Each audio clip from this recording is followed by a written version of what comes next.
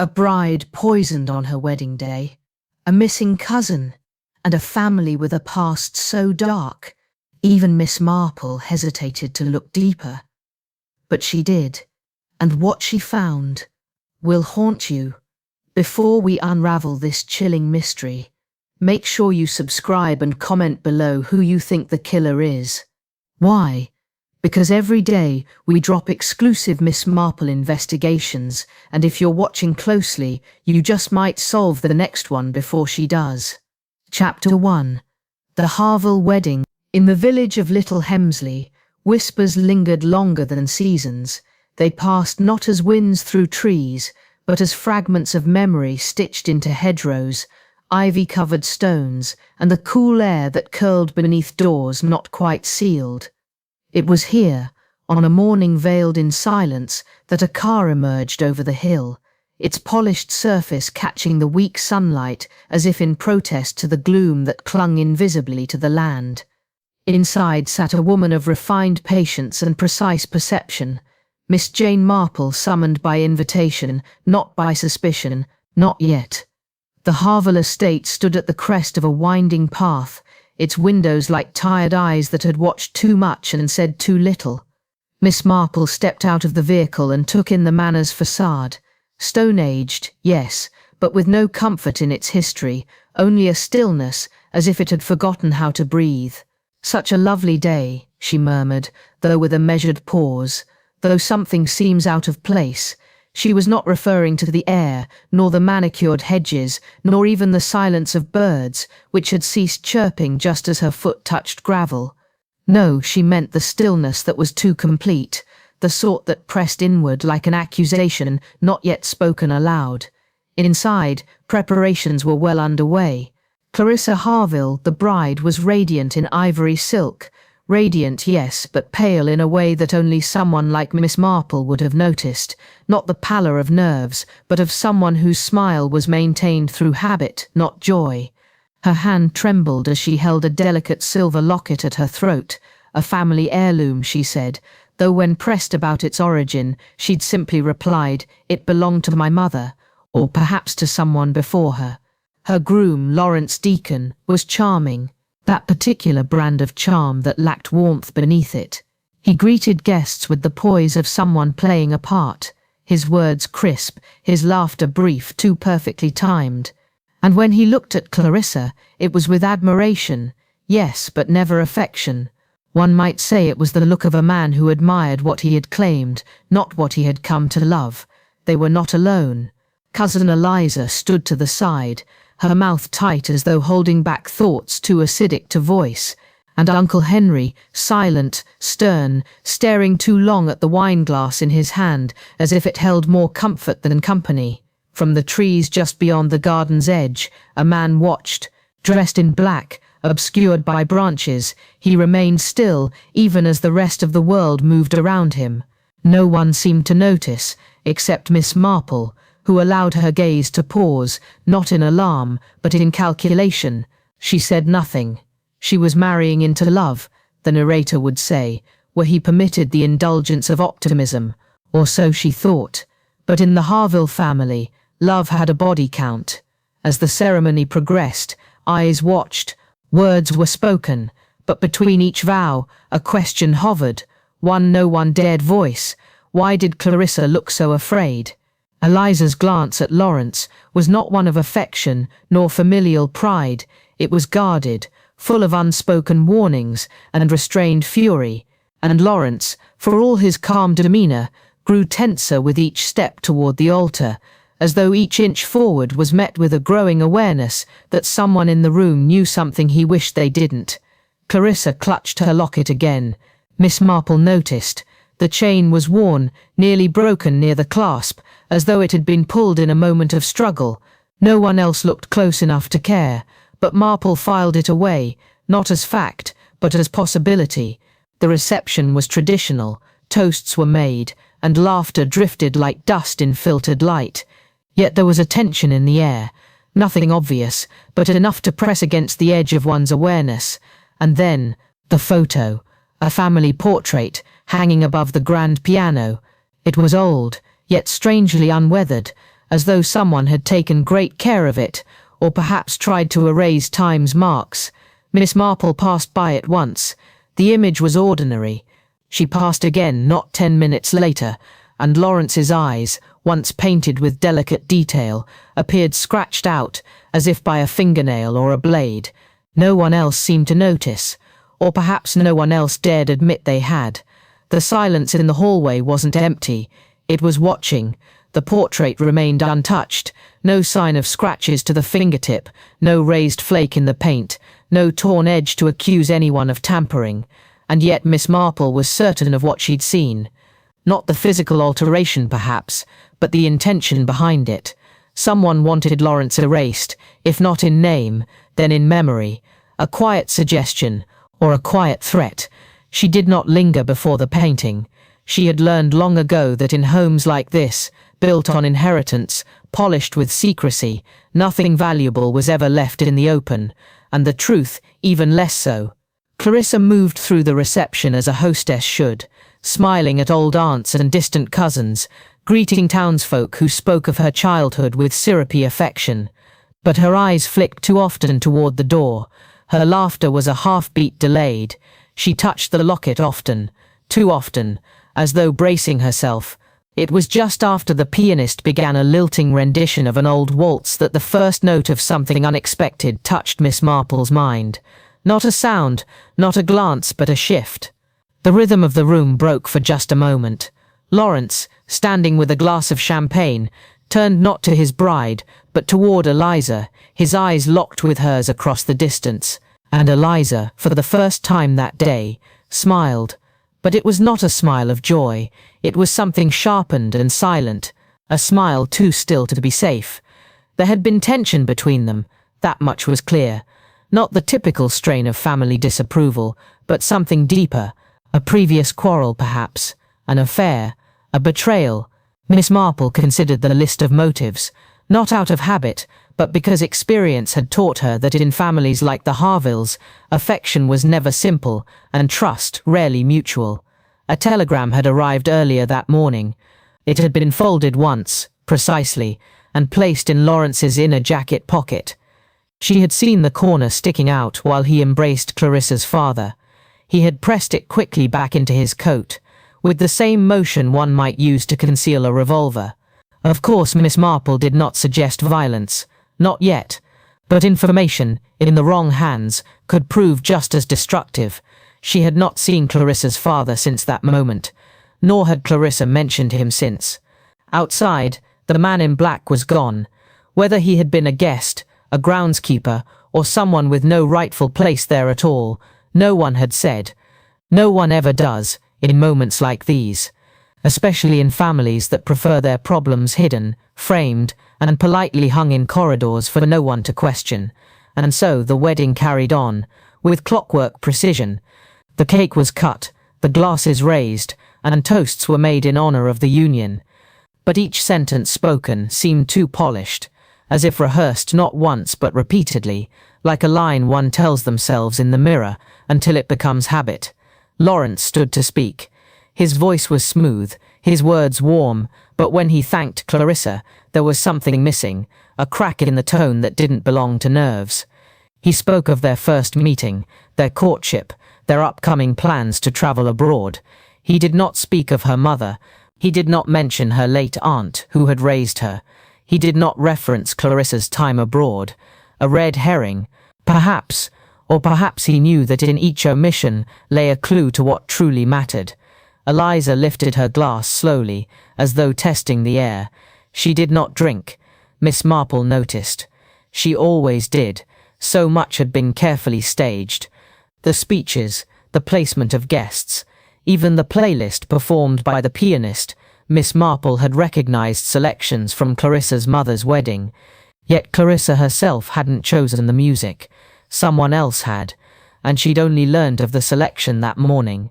She had smiled when told, but her fingers had curled tightly into her palms, and she had not unclenched them since. A facade was in place, and beneath it, layers waited, each one a mask, a motive, or a memory that refused to stay buried. By late afternoon, the manor's dining room glowed with amber light filtering through leaded glass, casting lines across the tablecloth as though marking time for something overdue. The guests continued to chatter, lightly, nervously, politely, yet in the undercurrent of every word, there pulsed an awareness that something beneath the pleasantries did not belong. Miss Marple had remained quiet for some time, seated beside the vicar's wife, nodding now and then, sipping at a glass of weak lemonade. But her eyes did not wander aimlessly. They studied, from Clarissa's increasingly fidgeting hands, to Lawrence's eyes darting toward the entrance every few moments, to the way Uncle Henry seemed to flinch at the mention of Italy, a location the groom had mentioned twice in his speech.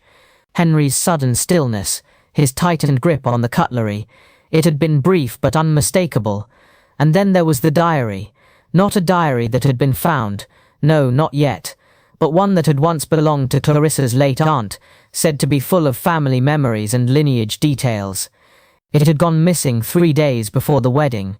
Clarissa had mentioned it only in passing to the housekeeper, but her tone had betrayed a deeper concern. In Harville Manor, personal histories were not stories, they were legacies, codes, sometimes even weapons. And a missing diary. That meant something more than misplaced pages. It meant someone was keeping history from reaching Clarissa, or worse, trying to rewrite it. From the far corner of the reception, a glass shattered small, accidental and seemingly insignificant. A child had knocked it over, and everyone resumed their conversations quickly. But Miss Marple watched Lawrence's reaction. He jumped, not a startled glance, a reflexive jolt, the kind born not from nerves, but from a mind already carrying tension, already expecting something to go wrong. Clarissa, too, blinked twice at the sound. She looked toward the door, and for a single weighty moment, her lips moved. No sound emerged, but the shape of the words, unmistakable. "He's here." She whispered it to no one. The door did not open. No figure entered. But something had, not physically, not visibly, but in that instant, it was as if the atmosphere in the room dropped in pressure, not cold, no, nor dark, but pressed down, as though a presence had arrived, and even the air took notice. It was just then that Miss Marple glanced once more toward the hallway, toward the portrait, and this time, Lawrence's face was no longer scratched out. No, now it was gone, erased completely. The canvas smooth where his eyes and mouth had once been rendered, as if they had never existed, or had been quietly excised from the memory of the family itself. No torn frame, no evidence of tampering, just a blank painted suggestion where a man had once been. Miss Marple did not speak. She simply stood, excused herself from the vicar's wife, and took one quiet step into the hall, heels tapping against the polished floor, and she waited, not for a sound, not for a person. She waited to feel what she already suspected, that someone else in this house had seen the portrait change, and that someone else was already wondering what to do about it. Clarissa's laughter rang faintly from the dining room, a sound light and bright but hollow. Hollow because it was late, too late. Whatever had begun here today had not begun with the vows, it had begun much earlier, and now it was simply playing out its next scene. The Harville wedding had brought together guests, family, friends, yes, but it had also brought the past, and with it questions no toast could drown, no music could distract from. A man had arrived bearing a smile, a bride had clasped an heirloom, and Miss Marple, she had seen too much to believe this union was untouched by motive. She would not speak of what she feared, not yet, but she had made a note, several in fact, and the first was this: someone at this wedding had something to lose, something they thought they had buried, but nothing in Little Hemsley stayed buried for long. Chapter 2. Poisoned Toast. It began with applause, polite, measured, and entirely practiced, the kind reserved for speeches at a wedding where the wine flows more freely than the truths behind the smiles. Lawrence had just finished his toast, spoken with the poise of a man accustomed to being heard, yet curiously uncomfortable being seen. The glass in his hand trembled, not enough to notice unless, of course, you were Miss Marple.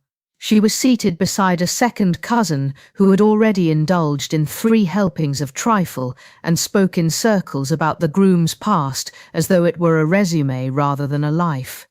But Miss Marple, never one to ignore what lay between words, saw what others did not. Clarissa's hands clutching her bouquet tighter with every sentence, her eyes flitting to the window and back to her new husband as though waiting for something or someone. The music paused, the guests stood, and then came the clink of crystal. Lawrence raised his glass, so did the others, and Clarissa hesitantly followed. Her hand shook, but she lifted the glass with a practiced grace, the motion of a woman raised to understand that appearances mattered most when comfort was absent. She looked at no one, she smiled at everyone, and then she drank. The first sip was shallow, the second barely more than a breath. Then she stopped, and in that precise second, time narrowed into silence. Her lips parted, not in speech but in question. Her hand, still holding the glass, faltered. Her shoulders dropped, not gracefully, not faintly, but abruptly. Her knees buckled under the weight of something unseen. Her mouth opened again. But this time, no breath followed. The glass fell before her. The sound of it shattering was sharp, an exclamation, not a warning. And then came the gasp, the collective, instinctual sound of those who understand, without knowing why, that something has gone terribly wrong. Clarissa collapsed, not delicately, not as a bride overcome with emotion, but with the unnatural slackness of someone whose body no longer obeys intention. The room froze, and then chaos arrived, not with screams or sirens, but with murmurs, the kind that spread faster than fire and say more than any spoken word ever could. From the far end of the table, Cousin Eliza rose first, her voice high and cracking, not from shock, but from something closer to alarm. "She's not breathing." And then Uncle Henry, slow to move but quick to command, stood beside her, waving a hand wildly toward the corridor. "Get the doctor now." The guests, stunned, stepped back in waves. Glasses clinked, cutlery fell, someone fainted, someone wept, but Miss Marple did not move. Not yet, because her attention was not on the bride, not on the crowd. Her gaze, sharp as ever, was fixed on Lawrence. The groom had not rushed to his wife's side. No, he had taken one measured step backward, looked down not at her, but at her throat, and then as those around them cried out for help, Lawrence's hand reached forward, not for Clarissa's hand, nor her cheek, but for the chain that held her locket, the heirloom, the one she had clutched all day. He tried to lift it from her neck, discreetly, quickly, but not quickly enough. Miss Marple saw it, and in that moment she noticed what no one else did. The bride's left hand, clenched tight, there was something held inside it, something small, something secret, but Lawrence didn't see that. He was too focused on the locket, a keepsake, a relic, or something more. He tugged gently once, twice, then stopped as someone called his name. The moment passed, but Miss Marple had already stored what mattered. The first glass raised in celebration had indeed been the last she ever drank, and with it something else had been exposed. Not a cause, not yet, but a clue. Quiet, waiting, the drawing room, once filled with polite laughter and strings of well-worn toasts, had transformed. Chairs had been pushed back, silver trays forgotten, and a crowd had begun to form around the fallen bride like petals around a centre no longer living, but still revered. It was Cousin Eliza who wept the loudest, publicly, openly, but her distress was measured by Miss Marple in increments far subtler than tears.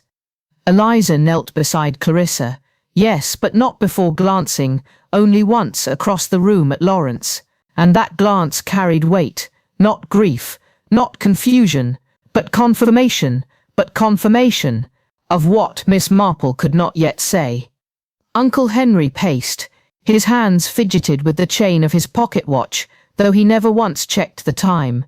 The local doctor was summoned, but time, in these moments, is no longer measured by clocks, it is measured by reactions, and Lawrence's reaction had been the most instructive. He stood, poised yet removed, like a host regretting an interruption to his carefully planned performance. His expression had not changed.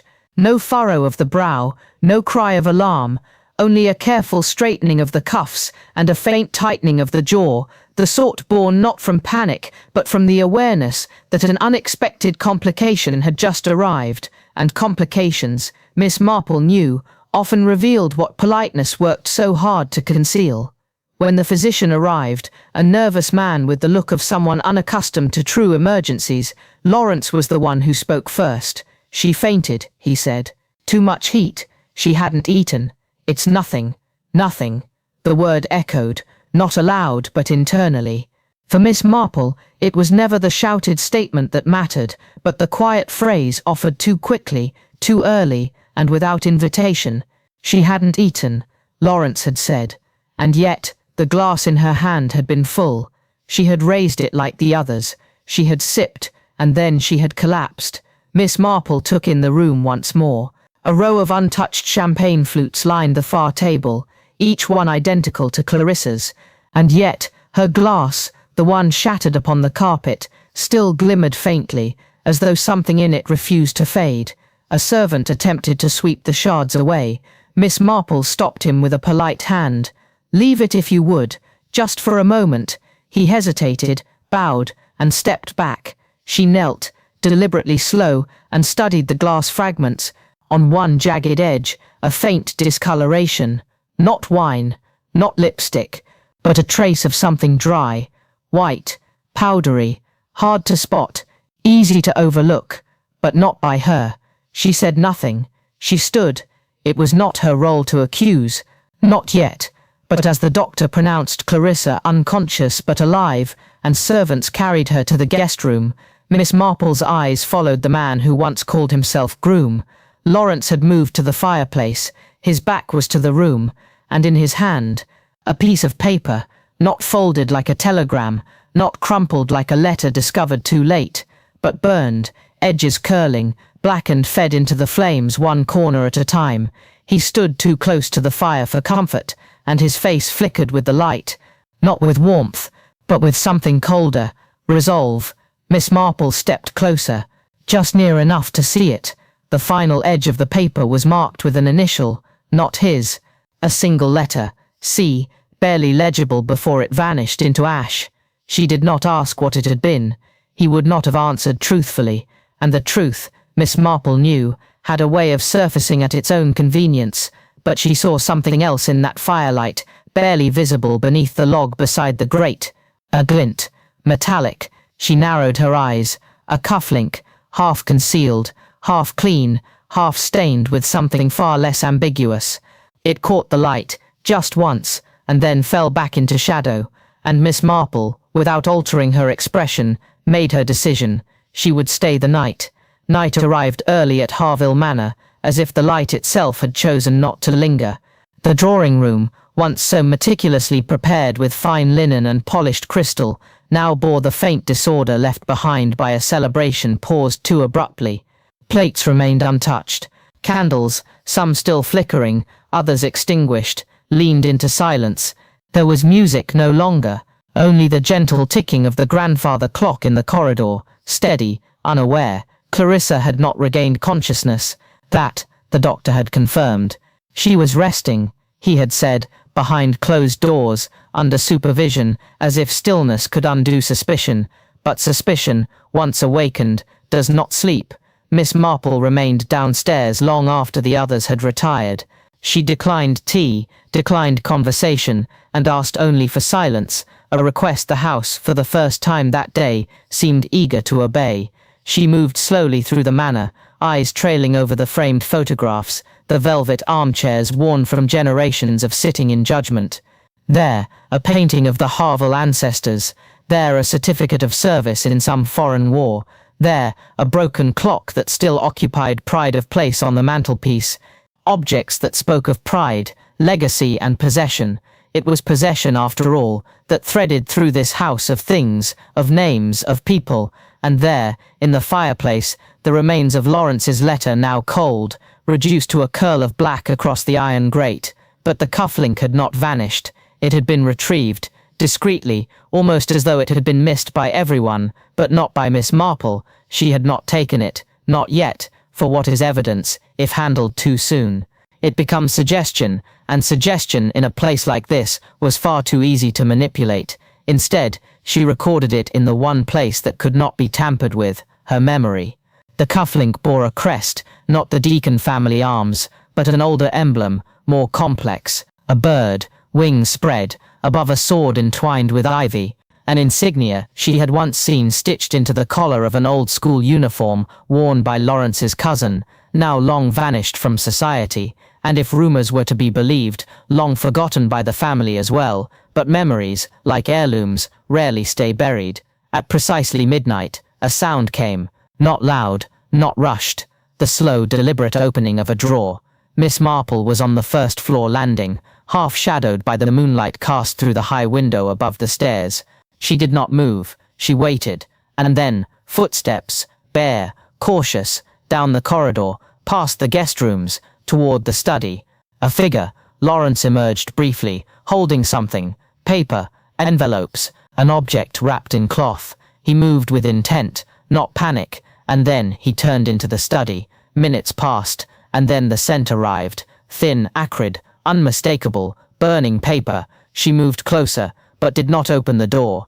Inside, she could hear the soft snap of the fireplace grate, the slight cough of smoke meeting air, the faint metallic clink, perhaps the cufflink, perhaps not. She did not enter. Instead, she returned to her room, and made a note not only of what had been seen, but of what had not.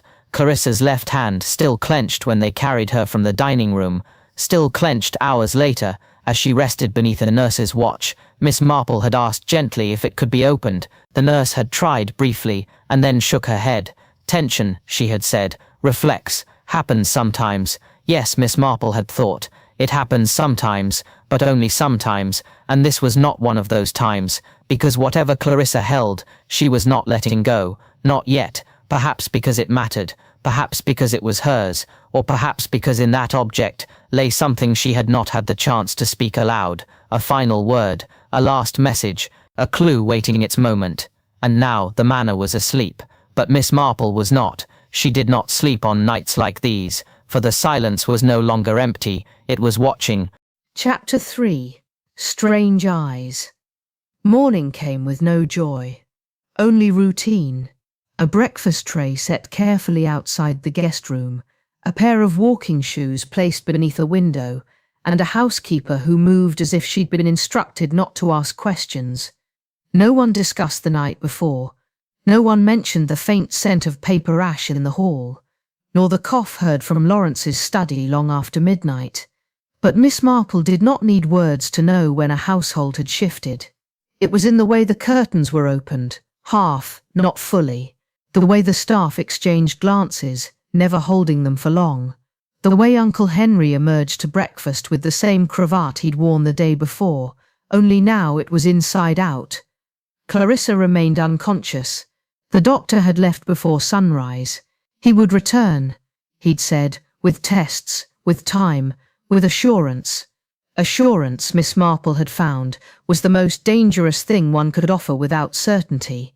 And so, after a tepid cup of tea and a polite refusal of eggs, she took to the house. It began not with confrontation, but with conversation. She found the upstairs maid, Milly, folding linens at the end of the corridor, her hands working faster than necessary, eyes slightly too wide for comfort. Miss Marple did not push. She inquired gently about Clarissa's sleeping habits, her mood, her thoughts in the weeks leading up to the wedding, and Milly, though hesitant, answered until one question changed her tone entirely. "Did she sleep well here?" Miss Marple had asked. Milly had paused. "No, miss," she said, "not since 2 weeks before the ceremony." "And why was that?" She had nightmares. Miss Marple remained silent. She said someone was watching. Milly continued, her voice lower now. "From the woods. Every night. She'd close the shutters, but she said she could feel it, not see it, just feel it." "Did she ever say who she thought it was?" "No, miss. only that she dreamed of footsteps outside her window. Miss Marple thanked her, kindly, respectfully, but she filed the words away. Footsteps, watching, woods, nightmares. The dreams of a bride-to-be could be dismissed. Nerves, superstition, fancies, but not when paired with a faint stain in a champagne glass, not when a cufflink lay in a fireplace, not when a bride's hand remained clenched, even in unconsciousness, and most certainly not when a house carried a silence that listened more than it spoke. She continued down the stairs. The great hall greeted her with its long gallery of family portraits, eyes framed in gold leaf, each subject captured in oil and shadow, gazing into the room with the practiced authority of generations past. She stopped before one, the portrait of Clarissa and her parents, painted some years ago, before illness took her mother, before estrangement clouded her father's name. The painting had been altered, slightly, subtly. The brushwork still matched, but Lawrence's face, once bright with colour and detail, was now less. It had not been defaced, it had not been scraped or slashed. No, his features had been faded, faintly, methodically, as if the pigment itself had retreated. His eyes, once sharply rendered, now looked fogged, as though memory refused to hold him fully. Miss Marple leaned closer, careful not to touch. This was no accident. Paint does not change itself, and no one had spoken of it. She stepped back, and the air in the hall shifted. A soft sound, barely audible, a knock, not from a door, from within the walls. 3 soft knocks, measured, intentional, then silence. She turned. The hallway was empty, and yet the knock, though soft, remained, not in sound, but in memory. And Miss Marple, who did not believe in ghosts but had more than once encountered the living who behaved like them, remained still until the moment passed, not out of fear, but out of consideration for timing. In a house like this was everything. She resumed her pace down the corridor, passing the wide landing window, the brass-tipped banister, and finally the closed guest bedroom door. Inside, Clarissa lay quiet, breath steady but shallow. A nurse, young and expressionless, sat beside her with the posture of someone instructed not to speak unless spoken to. Marple did not interrupt. Not yet. There was another matter that pressed closer. Eliza, cousin Eliza, had not come to breakfast, nor had she been seen since late the previous night, when, according to the butler, she had retired in a state, having clutched a shawl and muttered something about walking the perimeter to clear her thoughts. A harmless act on any ordinary estate, but Harville Manor did not offer ordinary perimeters. Miss Marple made her way outside. The air was dry, the garden path quiet, and the lake, once a gentle ornament in the estate's design, now stretched before her like a mirror that reflected not just image but intention. The house's east wing, visible from the path, loomed quietly over the lake's edge. The ground between had been disturbed, mud softened, pressed in a pattern that was not quite a footprint, but not far from one either. Near the reeds something moved, not alive, not now. She approached slowly, and there it was, a scarf, red silk, soaked, twisted, caught in the low bramble like a warning left too late. Its edge stained with something darker than water. A sharp tear across one end suggested a struggle, a frantic pull, and still, no Eliza. She was not in her room. She was not in the garden. She was not anywhere she had promised to be. Vanished. That was the only word for it. No one had seen her since dusk, and yet not a word had been said, because in houses like this, disappearance is not announced, it is absorbed, silently, as though presence had never quite been trusted to begin with. Miss Marple knelt and gently retrieved the scarf. A faint scent of lilac perfume lingered on the dry end. She remembered it from the evening before. Eliza had worn it too heavily, as though trying to mask something beneath. Perfume could hide sweat, but not fear, and fear had been present. That much was now certain. She stood and turned back toward the house when, just at the corner of her eye, the uppermost window of the east wing caught the light. A figure stood there, pale, still, watching, no motion, no sound, no detail, save the unmistakable outline of a face against the glass. Miss Marple did not blink. She walked slowly toward the manor. entered through the west doors, climbed the staircase without rushing, turned left, then right, toward the room with the view, opened the door, empty, no figure, no sign of recent use. The chair by the window remained turned toward the lake, untouched, and the air again, that silence. Miss Marple remained by the window, not because she believed the figure might return, but because she understood something most observers never did. When a room is meant to unsettle, it rarely does so through what it contains, but through what it carefully avoids. This room was tidy, not unnaturally so, but deliberately arranged to suggest benign disuse. Yet on the sill beneath her hand was the faintest disturbance. The fine dust was parted by 5 slender marks, fingertips, recent, left there not in panic, but contemplation. She stood in silence, and then gently she drew the chair backward. Beneath it, folded twice, a single sheet of paper rested, unmarked, untitled, but once opened, it revealed handwriting. The ink was smudged slightly, as though written in haste, yet the structure of the sentences betrayed a careful mind. If anything happens to me, look beneath the 3rd stair. I never meant for it to continue. It was not signed, but it was Eliza's hand. Miss Marple knew it. She had seen her penmanship on dozens of thank-you cards and guest-book entries. The message was not a cry for help. It was a clue, and clues, she had long ago discovered, are never shared by those who expect to be heard. They are left behind by those certain they won't be. She folded the paper once more and placed it in her handbag, beside a handkerchief and a tiny notepad already lined with observations about the cufflink, the scarf, the champagne flute, the faded portrait, and now the vanished cousin. Outside, the lake shimmered without motion. The wind had calmed, but still, the quiet was restless. Returning to the central stair, Miss Marple descended with care, her fingers brushing each polished rail. She counted aloud, softly, as she went. 9, 10, 11. The 12th stair, 3rd from the bottom, bore a faint groove beneath its riser. She knelt, checking the edge, and found the gap between wood and panel unusually wide. She did not force it. Not now, not here.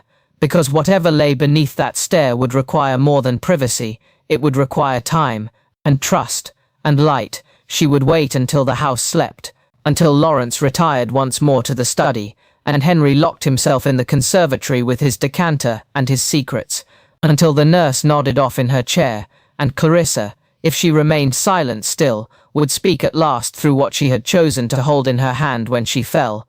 Only then would Miss Marple return to that step, to see what Eliza had meant when she wrote, "I never meant for it to continue," but even as she turned to go she heard it again. Not the knock this time.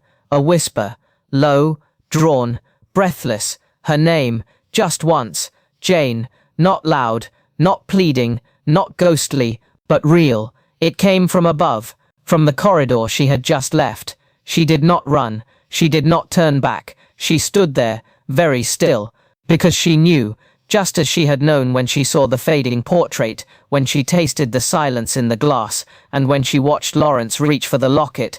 Chapter 4. Buried Secrets. Secrets buried never stay silent, especially where blood has soaked the roots. But it is not always the violent reaction that draws suspicion. Sometimes it is the absence of one. And in the stillness that followed Miss Marple's return from the empty corridor above, it was not the echo of the whisper that concerned her most, but the fact that no one else had heard it. Eliza remained missing, Clarissa remained unconscious, Lawrence remained composed, too composed.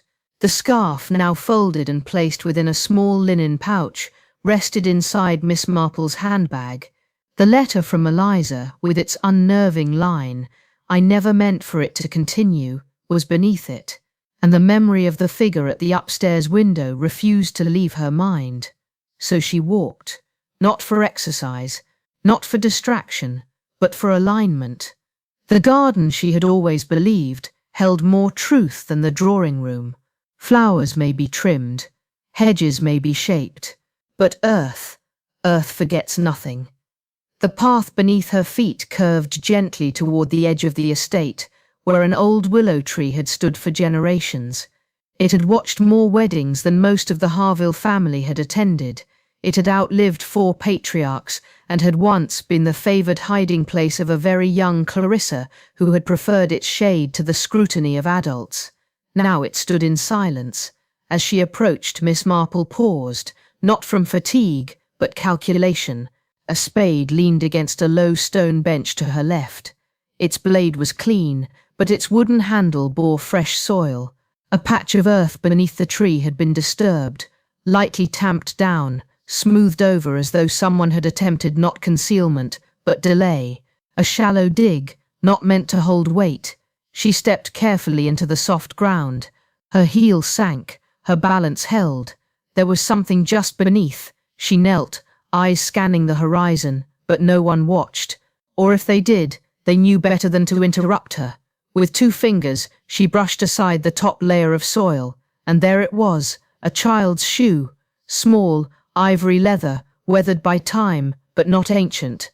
Next to it, wrapped in a fold of linen barely intact, was a letter, creased at the corners, its edges brittle, but its contents remarkably preserved. Miss Marple did not open it immediately. Instead, she held it, as if weighing not only its physical lightness, but its potential burden. The shoe had belonged to a girl, likely no older than 8. Clarissa had been 8 when her mother passed, and Lawrence, if the family records were to be believed, had spent 2 years abroad during that same period, in the care of distant relatives whose names no longer appeared in correspondence. She opened the linen.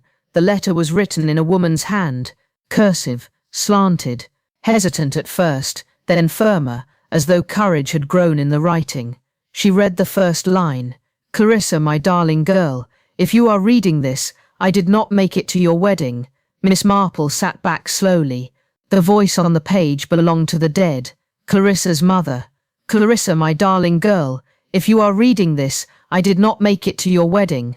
The opening line was not only startling in its foresight, it was personal in a way only regret can be. Miss Marple held the letter not as a mere document, but as a final confession long denied the dignity of a listener. "They told me I was being overprotective, that I imagined things, that it was stress, but I saw what I saw, and I heard him speak when he thought I was asleep. Clarissa, he's not who you think." The ink had faded in parts, but the message endured. "He changes names, changes stories, moves town to town, and always finds a girl to adore, and then something happens. Always something, always explained away, and no one asks more." Miss Marple paused. This was no general warning. It was deliberate, timed, and most importantly, it named no one. Because naming a man with that history, in a family like this, would have required evidence, and a woman like Clarissa's mother, widowed, isolated, likely dismissed as overwrought, would not have been allowed that evidence. Her only weapon, then, had been her pen. The final paragraph was written in a smaller hand, more condensed, and with more urgency. "You will know him by the way he holds his breath when the light shifts.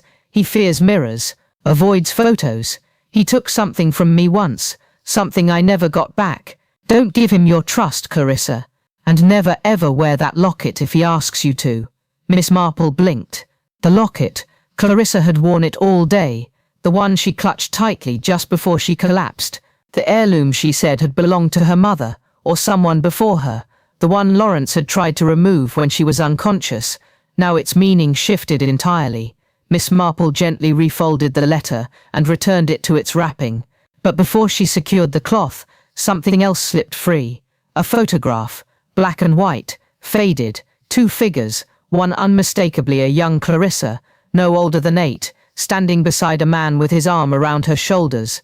He wore a light summer suit and smiled not at the camera, but at the girl. His expression was confident, his body language relaxed, but it was the eyes that drew attention, because they were not Lawrence's eyes, and yet they were. The man looked like him, not identically, but in the same way a mask resembles the face it's meant to replace. Familiar enough. The back of the photograph had no inscription, no date, but in the lower right corner, pressed faintly in the emulsion, was a studio stamp. Dorset, 2005. Miss Marple did the math. 20 years ago. Lawrence would have been abroad by family account, so who was the man in the photo? A relative, or someone playing a role before returning under a different name? The idea was unsettling, not because it suggested deception, but because it had already been hinted at in the missing school records, the quiet inconsistencies, the faded portraits, a double life, not only possible, but carefully maintained. The final line of the letter, almost illegible beneath a smudge of ink and age, read, "He has done this before, he'll do it again." Miss Marple folded the cloth around the letter and photograph and placed them into her handbag, the weight of them strangely heavier than before. She stood, brushing soil from her skirt. But just as she turned to leave the willow tree, her eye caught something on the inside of the bark, where the roots forked just above the ground. Faint lines scratched into the wood, initials, CH, and beneath them, a date, 2006. She stared at it for a long moment, because Clarissa Harville had not been to this part of the estate in over a decade, and yet the scratch marks were newer than the tree itself would suggest. Someone else had returned to this place. Someone who wanted to leave a mark, quietly, hidden, until now. Miss Marple returned to the manor, not with urgency, but with the quiet certainty of one carrying more than just a clue. She carried a piece of the past that had never been meant to resurface. The contents of her bag were, to any passer-by, unimpressive. A folded cloth, a child's shoe, a letter yellowed by time, and a photograph without context. But to her they were proof, not of guilt, not yet, but of deception, of a legacy carefully revised, and of a pattern no longer hidden. The house was still. The drawing room had been cleared of evidence from the day before. Lawrence, nowhere in sight. Uncle Henry, pacing in the conservatory, speaking to no one. And Clarissa, still unconscious. Her nurse reporting no change, but also no decline. The clenched hand remained closed, the locket still at her throat. Miss Marple ascended the staircase once more, her feet light, her attention sharp. The 12th step, the one referenced in Eliza's hidden note, waited in quiet expectation. She had checked it once before. This time, she returned with intent. Kneeling carefully, she reached beneath the riser. Her fingers found the notch. The wood gave with the faintest creak. Behind it, folded in layers of worn linen and sealed with ribbon, a small parcel rested. She drew it out slowly. Inside, a diary. Eliza's, bound in blue leather, scuffed at the edges. The first pages were lists, expenses, flower arrangements, a guest list for the wedding. But midway through, the entries shifted. Suddenly, sharply, the handwriting grew erratic, the tone darker. Clarissa has started asking about her mother's last weeks. I told her what I knew, but it wasn't enough. She says the dreams have returned, the ones about the man in the garden. I remember them too. He used to wait under the willow when she was small. He said she was meant for more. I thought he was only joking. Now I know he wasn't. She wears the locket again, he insisted. She told me once it makes her feel watched. Lawrence said he was in Germany in 2005, but I found the old photo in the drawer. Clarissa swore he wasn't the same man, but she couldn't explain why the faces matched. There's something in her eyes, a look she gives him when she thinks no one sees. It isn't love, it's recognition. The entries stopped there. No farewell, no explanation, just one more slip of paper tucked into the back cover. It was torn from another letter. Only a fragment remained, ink bleeding through. He buried the truth. Miss Marple held the page to the light, and in the ink, faint but real, a smear shifted. Whether by water, sweat, or something older, the words had begun to blur. But not all. Only the word truth had changed. It now read like two overlapping forms. Truth. And underneath it, trust. One vanished behind the other. Miss Marple closed the diary. She knew what that meant. Someone had blurred the difference between truth and trust so thoroughly, even the page could no longer separate them. And Clarissa, poor Clarissa, was trapped somewhere between the two. She stepped back from the stairs. Below, the door to the study stood open, and for the first time since she arrived, she saw Lawrence standing within. Not stiff, not posed, but staring into the fireplace, where no flame burned. The room was dark. Chapter 5. Second Death. Grief spread through Harville Manor like rot. But this was no natural loss. It was constructed with care, arranged not by emotion but by intention. And when the body was found face down near the edge of the lake, There were no screams, no shouts, no alarm, only silence, as if the house had already accepted it. It was early morning. The fog had not lifted, nor had the birds begun their calls. And yet a figure had risen, an old gardener named Wicks, who preferred to tend his tools before the others stirred. He had approached the lake not out of routine, but out of quiet unrest. Something had drawn him there, and what he found he did not speak of directly. He merely turned back, removed his hat, and walked to the front entrance. He said only, "Someone should fetch Miss Marple." By the time she arrived, the mist had begun to thin. The body lay just beneath the willow's reach, half in water, half on stone.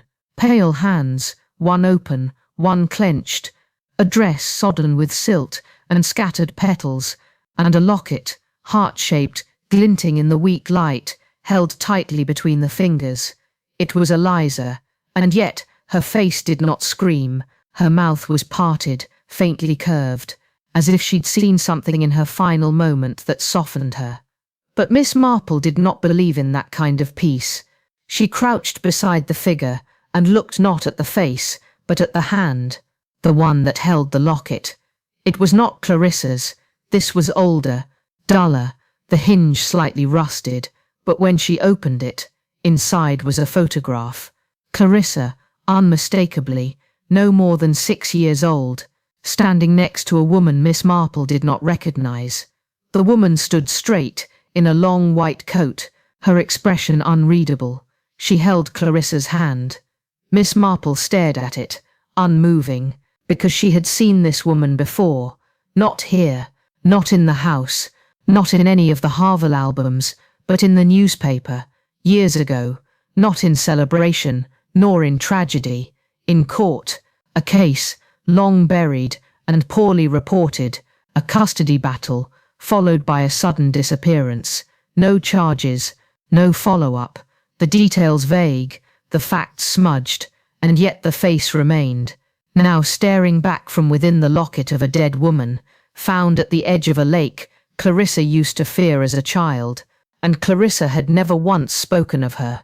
Miss Marple took the locket, wiped the water from its hinge, and closed it gently. She stood, because what mattered now was not only who the woman was, but why Eliza had been holding her image in her final moment, and why she had gone to the lake at all, or perhaps been brought. There is no mourning as unnatural as the kind that comes without questions. And in Harville Manor, following the discovery by the lake, the household did not erupt in sorrow. It contracted tightly, nervously, as though expecting something worse. The servants began to whisper, not in rebellion, but in caution. The cook requested leave. The stable boy claimed his mother had taken ill. Even the gardener who had found Eliza retired early, leaving his shears unsharpened. But Miss Marple stayed, because while others feared the unknown, she feared what had already been seen. She returned to the drawing room, not to observe, but to listen. The house itself had become a participant. The wood creaked at intervals that suggested wait where no one walked. Windows left closed in the morning were found ajar by dusk, and the teacup, her teacup once left on the mantel, had been moved to the table by the fire, still warm. Nothing seemed out of place until it suddenly was, and then she heard it. Footsteps, faint, measured, but not hesitant. A shadow slipped across the hallway, just outside the study, not rushing, not escaping, passing. She followed. The hall was empty, but the air, stiller than it should be, lingered, as if someone had only just left. The library doors remained closed. She approached, placed a hand on the knob, then paused. Inside, Lawrence stood alone, his back to her. He was facing the fireplace again, as he had the day before, but now his posture had shifted. He was not thoughtful. He was rigid, his hand clenched at his side. The sound of her footsteps drew no response. He did not turn. "Lawrence," she said softly. Only then did he move, just slightly, just enough. "Do you believe in memory, Miss Marple?" he asked, without facing her. "I do," she replied. "Even the ones we don't own." She considered that. especially those. He turned, finally, his eyes, red but dry, not from weeping, from lack of sleep or clarity. "I don't remember that woman," he said. She did not ask which, she only waited.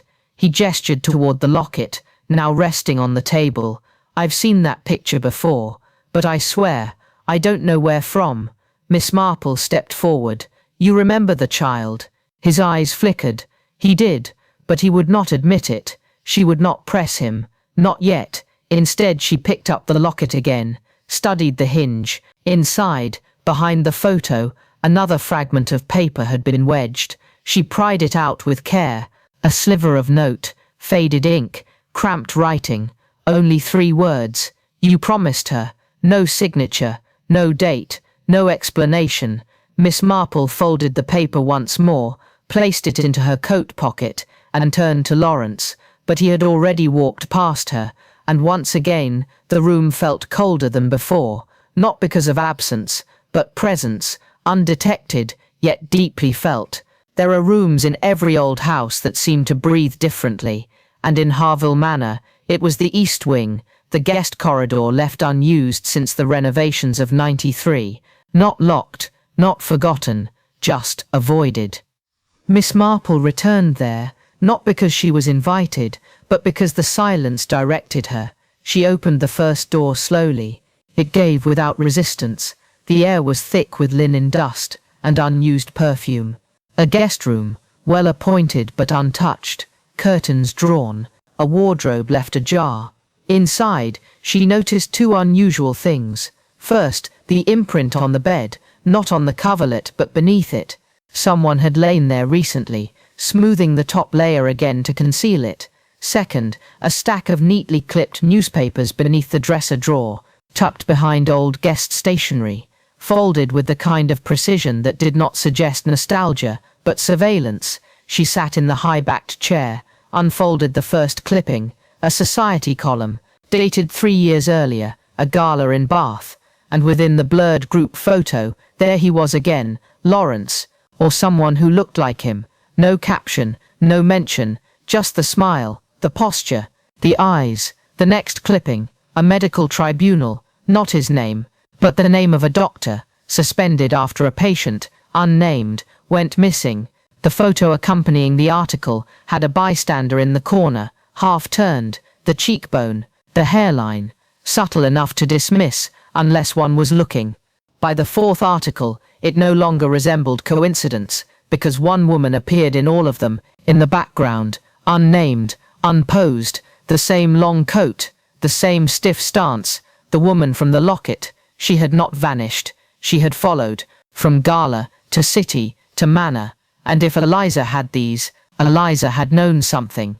Miss Marple folded the last clipping and replaced them where she'd found them. She adjusted the pillow discreetly and left no sign of her visit. As she stepped into the hallway again, a door creaked shut at the far end. She turned, sharply. Nothing, only the house, waiting. She returned to her quarters, heart steady, mind racing. But when she reached for her teacup, the same one moved before. It was not just shifted now, it was filled, steam still rising. She had left no one instructions, no tray was brought. She approached it slowly, the scent lifting, a blend she didn't recognize, too strong, and then, without warning, her attention shifted. The mirror by the dresser. In it, her reflection stood still, but just beyond it, something moved, a figure, shadowy, too quick to identify, no sound. She turned immediately. The hallway was empty, no footsteps, no door, only the teacup, still warm, and the weight of a promise made long ago by someone who no longer remembered to whom. Chapter 6. The Locked Study. Some doors remain locked for good reason, but Miss Marple never left a question unanswered. The study in question belonged to the late Mr. Harville, an oak-panelled sanctuary closed for months, its knob cold as though expecting no return. Yet tonight it would open for her. The house had fallen silent. The butler and cook were long gone, replaced by something heavier, a hush born of unsettled expectations. Candles flickered in distant rooms, Shutters clicked as the wind sought entry, and when Miss Marple slipped into the corridor, her footsteps made no report upon the polished wood, but her senses awoke. She paused at the study door. The key was missing. Someone had taken care to ensure it remained locked, or perhaps had ensured it felt so. She pressed her ear to the wood. No breath inside, no sound but the wind, though the windows were firmly closed. The tension between frames and stone told a story of recent occupancy. Nothing seemed out of place until it suddenly was. She found a loose plank beneath a beam and removed it, sliding inside a chisel she carried in her reticule. A soft click followed. The lock turned. The door creaked inward, revealing dust motes that danced like ghosts under the beam of her torch. Inside, the shelves held their usual arrangement: leather-bound volumes, framed photographs, porcelain curios. One frame was empty. No glass, no photo, just a void, a missing piece from a family puzzle. She made a silent note. Further in, the desk stood as if waiting, its leather surface cracked, blotched with ink. Papers remained, scrawled notes, unsettled ledgers, and on the desk, a grouping of items: a silver letter opener, a thin envelope, and a small velvet pouch, empty. She swept aside the topmost papers. On the desk's edge, the velvet pouch lay open, its clasp broken. Scattered deep red petals lay beside it, brittle and chipped. There was more. Beneath a loose board in the desk's right-hand drawer, she found it: Clarissa's childhood diary, bound in faded cloth with her name handwritten on the inside page. She opened it. Between the pages, she found a fresh stain, dark, almost black, not yet set to crimson, but unmistakably alarming. She read quietly from a mid-morning entry: "Mama says not to go near Uncle Henry when he drinks, but I saw him and the nurse in the shed." Her heart steadied, but only just. The implications: an overheard quarrel, a hidden secret, a scandal perhaps, a motive. As the diary slipped into her grip, she noticed a monogrammed cufflink on the floor beneath the desk, a glint of silver embossed only with LD. She bent to retrieve it. The metal was warm to her touch, not with heat, but with proximity, smudged at the edge, tellingly fresh blood. She straightened, clutching the cufflink and diary. The silence closed in. She swallowed, and then, soft at first, then louder, a whisper, so soft she might have imagined it, but the words carried certainty: "Jane." She froze, and then, as though responding to her stillness, the door closed. No draft, no wind, just the final click of oaken lock. Miss Marple had found what she came for: a clue that tied Lawrence to more than one crime, documents that spoke of out-of-sight motives, and a voice that did not belong to any living person. If you followed each clue from the teacup to the diary to the cufflink, consider subscribing. We're only a few steps away from exposing what was kept behind locked doors. The door had closed, and with it, the sound of the house withdrew.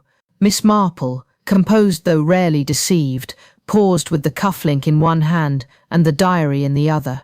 Her thoughts arranged themselves like pieces on a chessboard, methodically, deliberately. The whisper she heard, her name, spoken as if remembered from another life, still hung in the stale air. But there was no echo, no second sound to prove it was real. Still she listened. Her attention shifted to the family photographs, 3 arranged with precision atop the mantel. Miss Harville, formal, upright, unmistakably stern. Beside him, a younger Clarissa, barely out of girlhood, her gaze not at the lens, but toward someone to her left, someone cropped out. And the third, an image aged with time, brittle at the edges, was turned face down. She lifted it gently. It was Clarissa's mother, the woman whose letter warned her never to marry Lawrence. But this portrait, it had been defaced. The ink had been scraped away at the mouth, leaving a smudge across her smile. More than dislike. This was rage, preserved. Marple opened the diary again, scanning the entries. The tone shifted abruptly halfway through. Innocent sketches gave way to fragmented warnings. The pen had begun to skip. The writing trembled. I asked Mama about the nurse. She said never speak of her. But I saw her again. I know I did. She watches me from the willow. She turned to the next page. A name, nearly illegible. Just the shape of it could be made out. E. Dawnsbury. A nurse, a patient, a relation. She knew the name. From a scandal, yes, a medical tribunal. Clarissa's mother once fought to keep from public knowledge. The woman in the background of the clippings. The same woman from the photo inside Eliza's locket. What was it the newspaper called her? The heir to misfortune. Miss Marple's breath slowed, her fingers turning the final page, and there it was, underlined in heavy graphite. The real inheritance is silence. She looked up. The frame on the desk, the one that had stood empty, was not always so. A lighter patch of dust marked its edges. The photo had been removed recently. That meant someone else had been inside this room before her. The cufflinks suggested Lawrence, but the diary hinted at something deeper. A double life, perhaps, or a shared deception. She turned toward the desk drawer again, tugged the second handle. It resisted, but not firmly. She persisted. Inside, folded tightly, and held by a wax seal, was a telegram, torn at the top but legible. It read, "The nurse has returned. You must not let her speak." No signature. She folded the message carefully and added it to her coat pocket. The puzzle was now breathing, connected not only by motive, but by blood.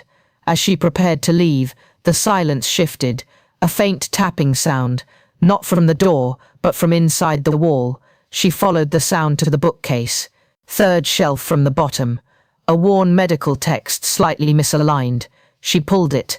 A soft click. A hidden panel swung open, revealing a hollow space, and inside it, a single item, a child's drawing, torn from Clarissa's diary. On it, two figures near a tree. One stood, one lay flat, both smiling. Miss Marple stepped back slowly. There was a clue here, something unspoken, and still, unfinished. Some drawings speak louder than words. The image in Miss Marple's hands, faint, aged but preserved in the hidden space, was more than childish expression. It was a record. One figure upright, the other prone, the tree unmistakable, the old willow by the lake, the same site where earth had been disturbed, where the locket had been found, where Eliza's scarf lay sodden and red. She studied the scrawl, coloured lines crossing into each other like truth bleeding into fantasy. But it wasn't the tree or the postures that unsettled her. It was the smile. Both figures bore it, curved lips drawn with care, too precise for a child's carefree hand. The message was clear. This was no accident of scribble. It was a confession, a memory, or a warning. Miss Marple folded the paper, placing it between the diary's last pages, and slid both into her handbag. She rose from the desk, her fingers brushing the worn leather once more, just long enough to catch a smudge she hadn't noticed before, a thumbprint, left near the ink blotter, fresh. Someone had handled it recently. She glanced once more at the velvet pouch. The petals beside it weren't just any flower. Belladonna, poison, one of the oldest, and most silent. Marple's eyes narrowed. She was closer now, not to the answer, but to the shape of the truth. A structure was forming, of motive, misdirection, and facade. One rooted in inheritance not just of property or reputation, but of silence. Secrets passed down like heirlooms, and like heirlooms, they sometimes crack in transit. As she reached for the door, something new occurred. The whispering returned. Not one voice this time, but several, too low to decipher, not from the hallway, from inside the room. She froze. Turning slowly, she surveyed the study. Every item now felt intentional. The curtain near the desk swayed slightly.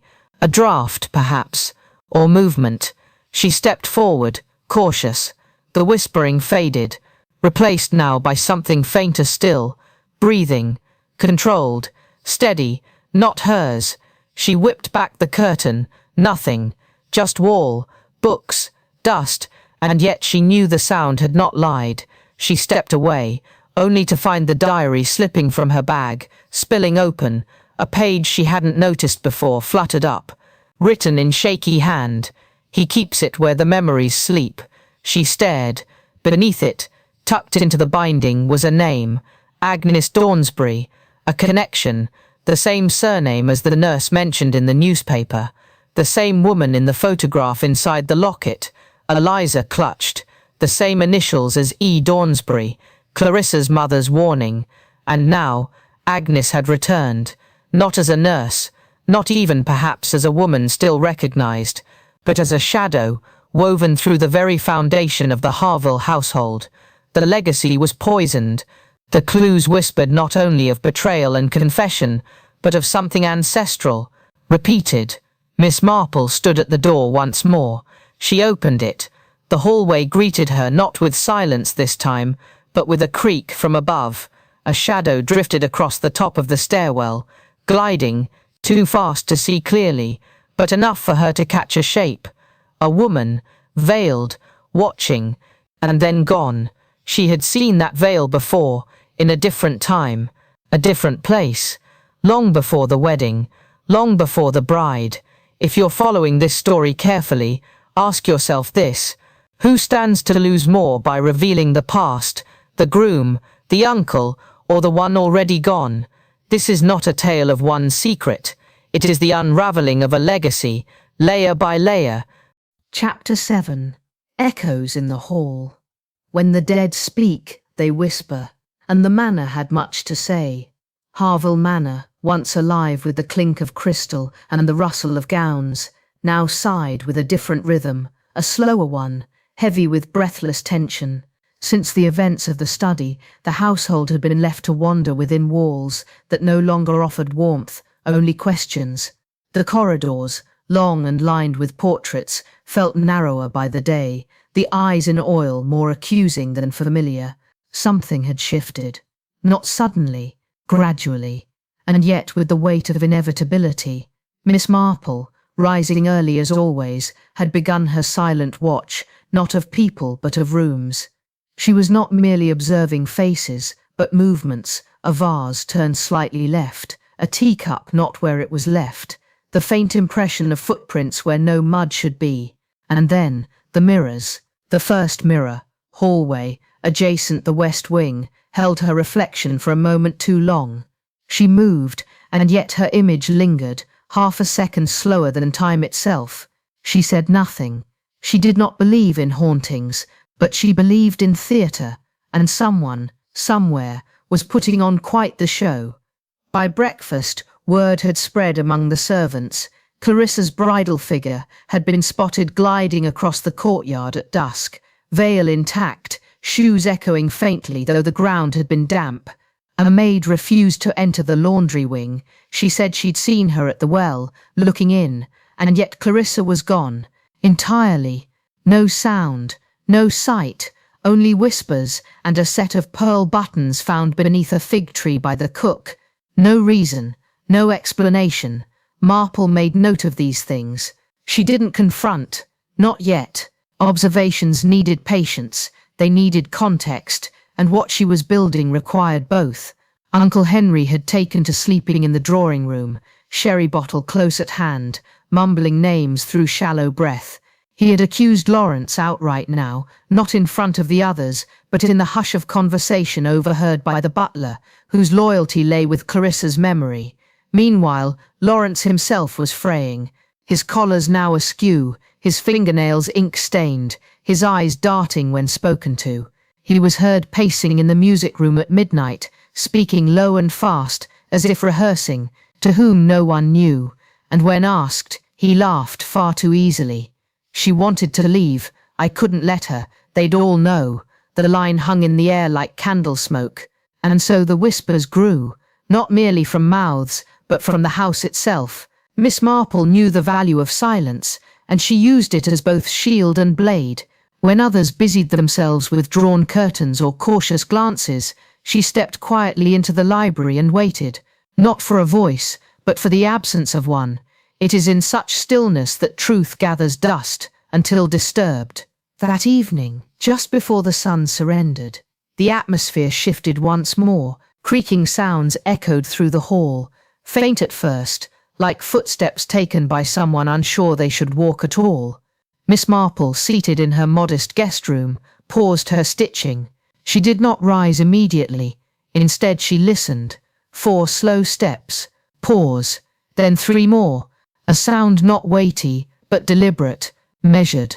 She opened her door. There, neatly placed side by side, at the threshold of her chamber, stood a pair of white wedding shoes, Clarissa's, the stitching unmistakable, the wear along the inner sole too personal to confuse with another's. Miss Marple did not scream, nor did she speak. She bent slightly, studied the shoes, and noted a trace of something across one toe, red, not bright but deep, as though time had tried to erase it and failed. As she straightened, a soft sound drifted down the corridor, crying, low, breathy, female. It came not from the east where the bedrooms lay, but from the north stairwell, used now only for storage, its steps uneven with age. She moved toward it. Each step she took was mirrored by silence. Nothing rose to meet her. The crying had ceased, as though swallowed by the very air that carried it. But what greeted her, upon her return to the room, was perhaps more troubling than any voice. Her bed, meticulously turned down hours earlier, was no longer empty. Draped across the top, the fabric slightly wrinkled, as if just removed from a body, was Clarissa's wedding dress. The veil lay carefully folded at its edge. There was no breeze, no open window. No servant claimed to have entered, and the key to her door had never left her dressing table. Miss Marple studied the gown for a long moment. She did not touch it. Instead, she turned to the mirror once more. This time, her reflection was joined by another, briefly, and then gone.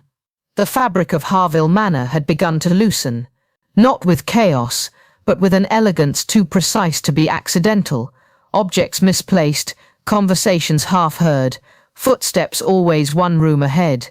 It was a rhythm now, faint and calculated, a rhythm Miss Marple had heard before, long ago, in a home whose walls had held too many secrets, and whose staircases had grown tired of silence. The dress remained untouched through the night, but come morning it was gone. No one had entered. Not through the corridor, not through the terrace, and yet not a single thread remained upon the bed. Only the faintest outline upon the coverlet, like the memory of weight. By mid-morning, the housemaid, a girl no older than 20, with eyes too young for this kind of grief, approached Miss Marple, trembling. It wasn't the first time the bride, Clarissa, she walked before, in her nightgown, talking, asking for her mother. Miss Marple took this without reaction, but the phrase stayed with her.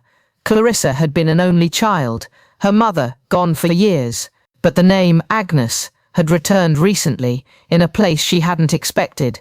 An article, a headline, and most curiously, a photograph. A woman at a trial, decades ago, her testimony cut short when she collapsed.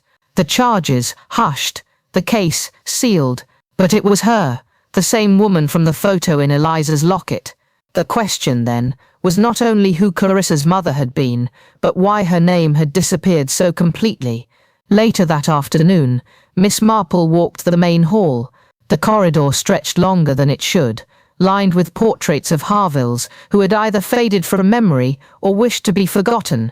One in particular had caught her eye before, a man seated beside a young girl, perhaps 6 years old.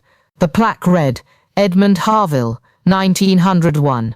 But the brushwork betrayed something else. The girl had been painted in later. She did not match the canvas. Her edges were newer. Her presence added. Was it Clarissa, or someone made to look like her? A sudden gust of cold, not from the windows, but from the wall behind the frame, brushed her cheek. She stepped closer. The portrait moved slightly when pressed, a hollow, and just behind it, wedged carefully, was a telegram, yellowed by time, brittle at the fold. Arrival confirmed. Agnes to remain anonymous. Harville, name must never surface. She pocketed it, her breath steady. Outside, a scream echoed from the kitchen wing. Servants rushed, doors slammed. Something was broken, not an object, but trust. Marple walked calmly toward the sound, her steps sure now.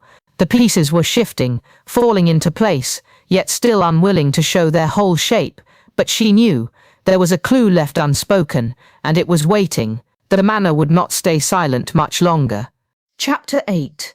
Lawrence's Past. There are secrets so old they begin to rot beneath their own silence, and in the quiet corners of Harville Manor, silence had become an accomplice.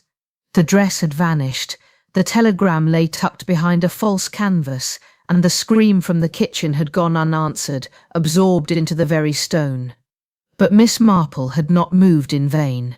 Her steps had led her not to conclusion, but to history. That morning, with a shawl tight about her shoulders and purpose guiding her gait, she departed the manor, leaving no word but instructing the butler to expect her return before dusk.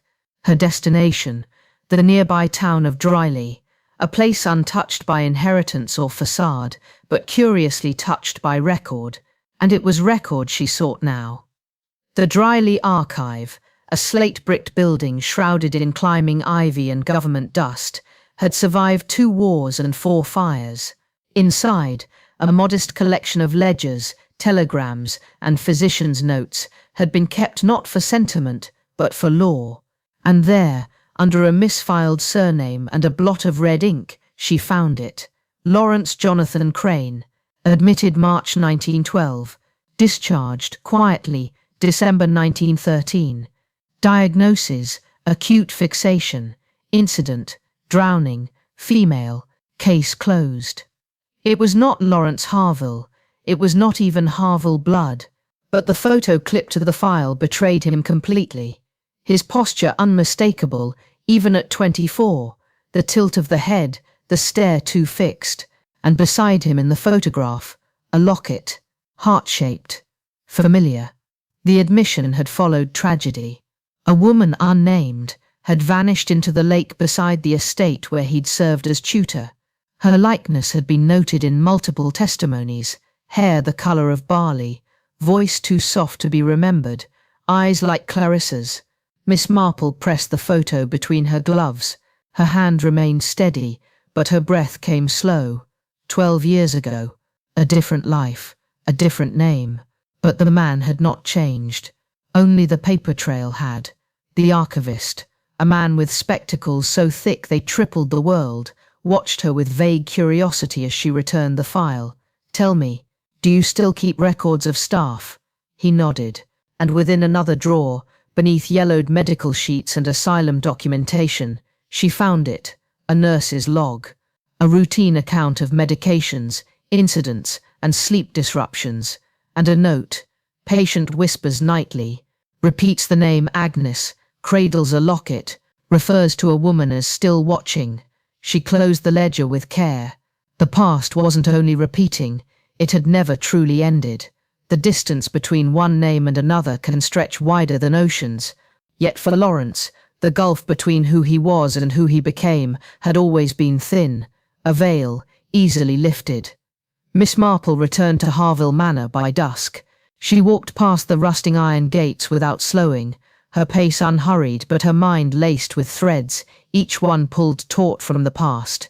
In her bag, a copy of the nurse's testimony, one photograph, and a name, Agnes Langdon, unspoken in the manor halls, but now as sharp as the chill that followed her into the foyer. Lawrence was absent from dinner. His chair remained tucked, his plate untouched. Uncle Henry drank in silence, and the butler avoided eye contact entirely. A growing weight pressed on the household, a tension not declared, yet deeply understood. Later that night, Marple climbed the servants' stairwell, avoiding the creaking steps she had mapped days before. She made her way toward the west wing, a section long sealed, according to house legend, ever since the passing of Mr. Harville the Elder. But the lock on the door had been freshly tampered with. Inside, dust, cobwebs, a stack of unused furniture, but more notably, boxes, unmarked, unlabeled, and among them, a chest lined with velvet. Within it, a locket. The locket, identical to Clarissa's, but older by design. Next to it, a hand mirror, cracked diagonally through the center, and a single calling card: Agnes Langdon, governess, Crosby Estate. The same woman whose disappearance 12 years prior had earned no front page, no trial, no witness beyond water and silence. Marple turned the card. In faded ink, 3 words had been added: she never left. She paused, her fingers hovering over the mirror. As she lifted it, a folded piece of cloth came free, a glove, child-sized, embroidered with the initials CH, the initials of Clarissa Harville, yet the stitching was decades old. Down the hall, a door creaked, not a window, not the wind, a door. She stood, listened, footsteps measured, padded, unhurried, passed beyond the west wing, heading toward Clarissa's former room. She followed, silent. As she turned the corridor, her eyes narrowed. The lamp was swinging, the floor cold. Clarissa's door was slightly ajar. Inside, the walls bore a fresh addition, etched this time, not scratched. She wears her name now, and above it, faint but visible, the outline of a child's drawing, a figure with 2 heads. Miss Marple closed the door slowly. It did not click shut. The past is not always buried beneath stone or time. Sometimes it lives quietly, folded between pages or sewn beneath lace, waiting to be noticed. The next morning came not with sun but with fog so thick it erased the manor's edges, as if even nature hesitated to look too closely. Miss Marple, already dressed, descended the main staircase without breakfast, her destination the study, again, but this time, not for what was hidden, but for what had been deliberately left exposed, the diary.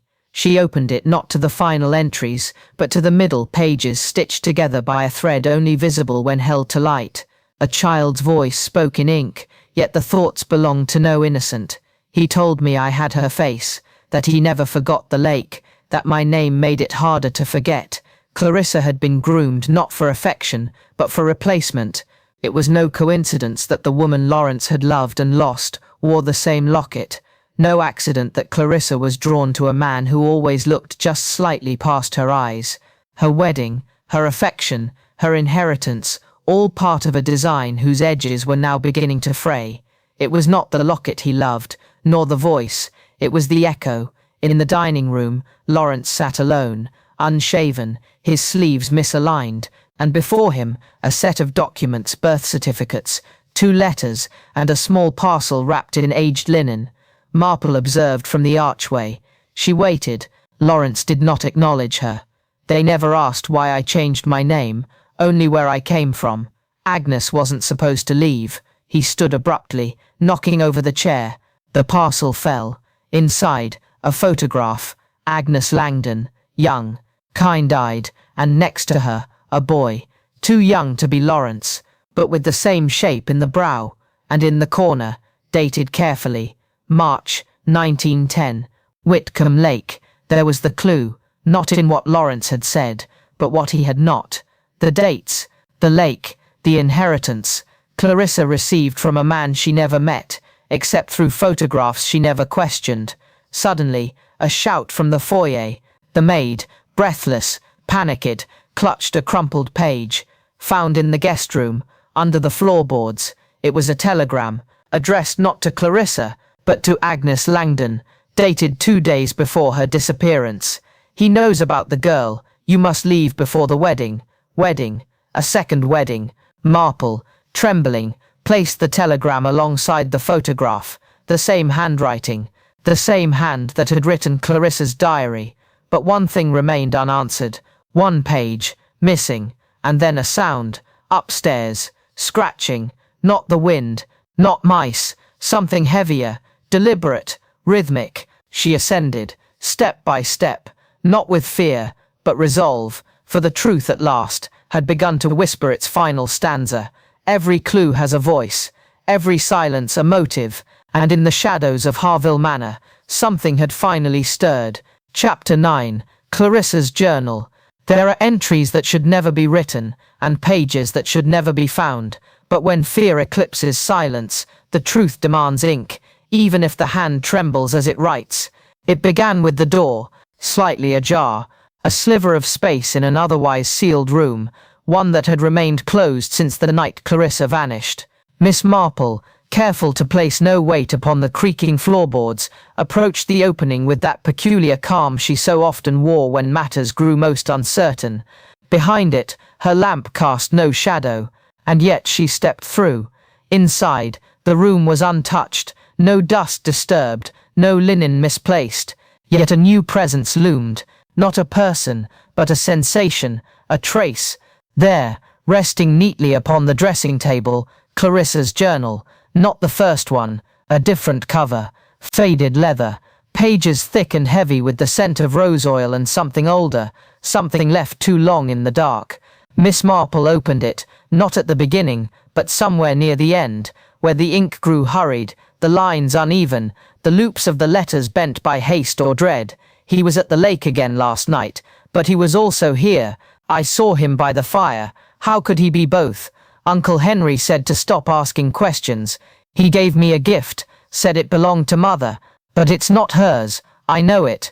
The entries were not confessions, they were warnings. Aunt Eliza told me I look like her, but I found the photograph. It's not her, it's someone else. She lied, or someone lied to her. Miss Marple traced the pen strokes with a gloved finger. These were not the thoughts of a woman uncertain of love, but of one certain of danger, and the danger, curiously, was not always named. Instead it was implied, referred to as he, but occasionally they, and then a page, folded thrice and nearly stuck to the binding, written in pencil, not ink, sharper lines, more recent. I will not marry a man whose eyes don't blink when he lies. She turned the page. There's a room in the east wing no one speaks of. I remember it only now. I heard crying there when I was young, but they told me it was just the wind. It wasn't. He knew I found the letter. He smiled when I said nothing. That smile, it was not his. Here the handwriting broke. Miss Marple paused. The lamp flickered. The room, still silent, gave no resistance to her presence, but neither did it accept it. Then behind her, a soft rattle, a wardrobe door. She turned, slowly.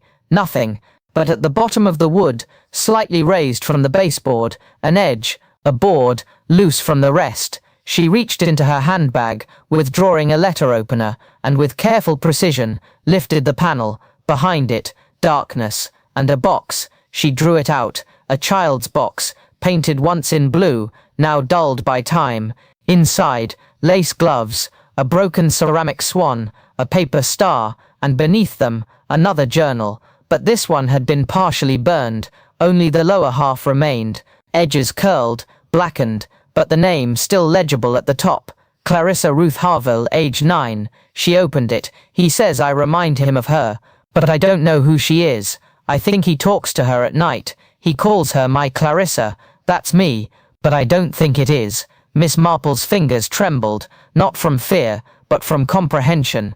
This was not only a marriage shaped by obsession, it was a life sculpted in comparison, curated by a man who had never truly let go of a past woman and shaped the future to resemble her. Just as she leaned closer, something caught her eye. The mirror. There, in the reflection, not her, but another figure, female, standing at the threshold, face unclear, clothing faded, and as Miss Marple turned, nothing, only the sound of a whisper, her name, Jane. The candle died, darkness followed, and the chapter does not end yet. The darkness was complete, but not empty. There was meaning in that silence, an unspoken presence, invisible to the eye, but unmistakable to the seasoned instinct of a woman who had listened to truth through murmurs others missed entirely. Miss Marple did not move at first. She stood in the cold quiet, her breath shallow, the faint echo of her own name lingering in the corners of the hidden room like the remnants of perfume, not fresh but remembered. Her fingers still gripped the burned journal, now slightly damp from the humidity gathered in this long-forgotten alcove. It wasn't the silence that disturbed her, it was the memory of the whisper's tone. It hadn't been afraid, it hadn't been pleading, it had sounded expectant. Stepping cautiously, she withdrew from the space, returning through the wardrobe's false panel and into the familiar shadows of Clarissa's room. The air had changed, no longer heavy with stillness, it now carried intent. The mirror, once reflective, now seemed dimmed, its surface clouded not by dust, but by something like breath. She sat, Methodically, she reopened the journal and turned to the final page that hadn't been destroyed. Its contents were few, scrawled hastily in charcoal pencil, as if written without light. If someone finds this, he wasn't the only one. I've seen the letters, I've seen the locket, and I know the girl in the photograph wasn't me. She wore my face, but I didn't wear that dress. A note beneath the entry, less a sentence than a reaction.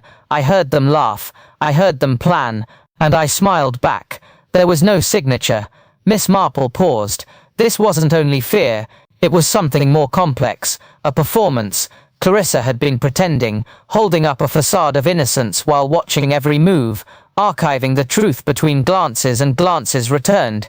What she feared wasn't only Lawrence, it was a web, a conspiracy of old loyalties, family ties, and whispered warnings ignored, and yet there was still one voice unaccounted for. She turned her attention back to the envelope. The torn paper, yellowed and brittle, bore an address written in green ink, faintly smeared by time. Clarissa R. Harville, Harville Manor, Wiltshire, but the signature on the corner, barely legible, spelled a name not yet encountered in her investigation. E. Densmore. Miss Marple frowned.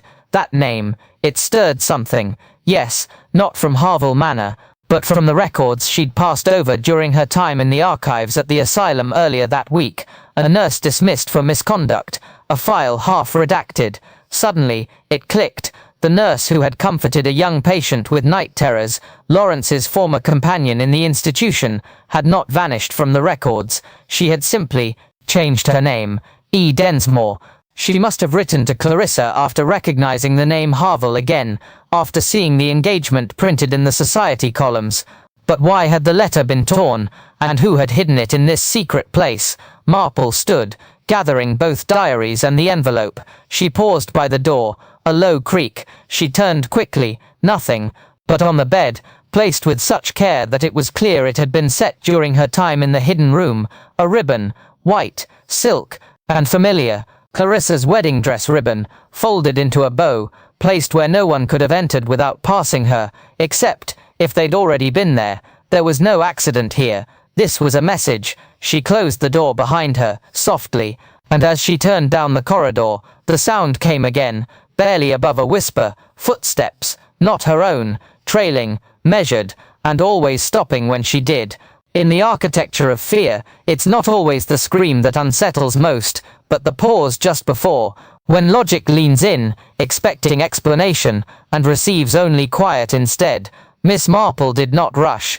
Her stride was precise, her shoes softly brushing the hall runner as she passed each dimly lit sconce, trailing her hand along the wall with purpose, counting doorways, noting shifts in temperature, the faint scent of burning wax now giving way to something else, lavender and rust, a fragrance she recognized from the bottle in Clarissa's vanity, mingled with the sharpness of something metallic, faint, but present. She reached the base of the stairway and paused. Turning, she glanced back over her shoulder. Nothing. No shape, no silhouette, and yet the footsteps returned.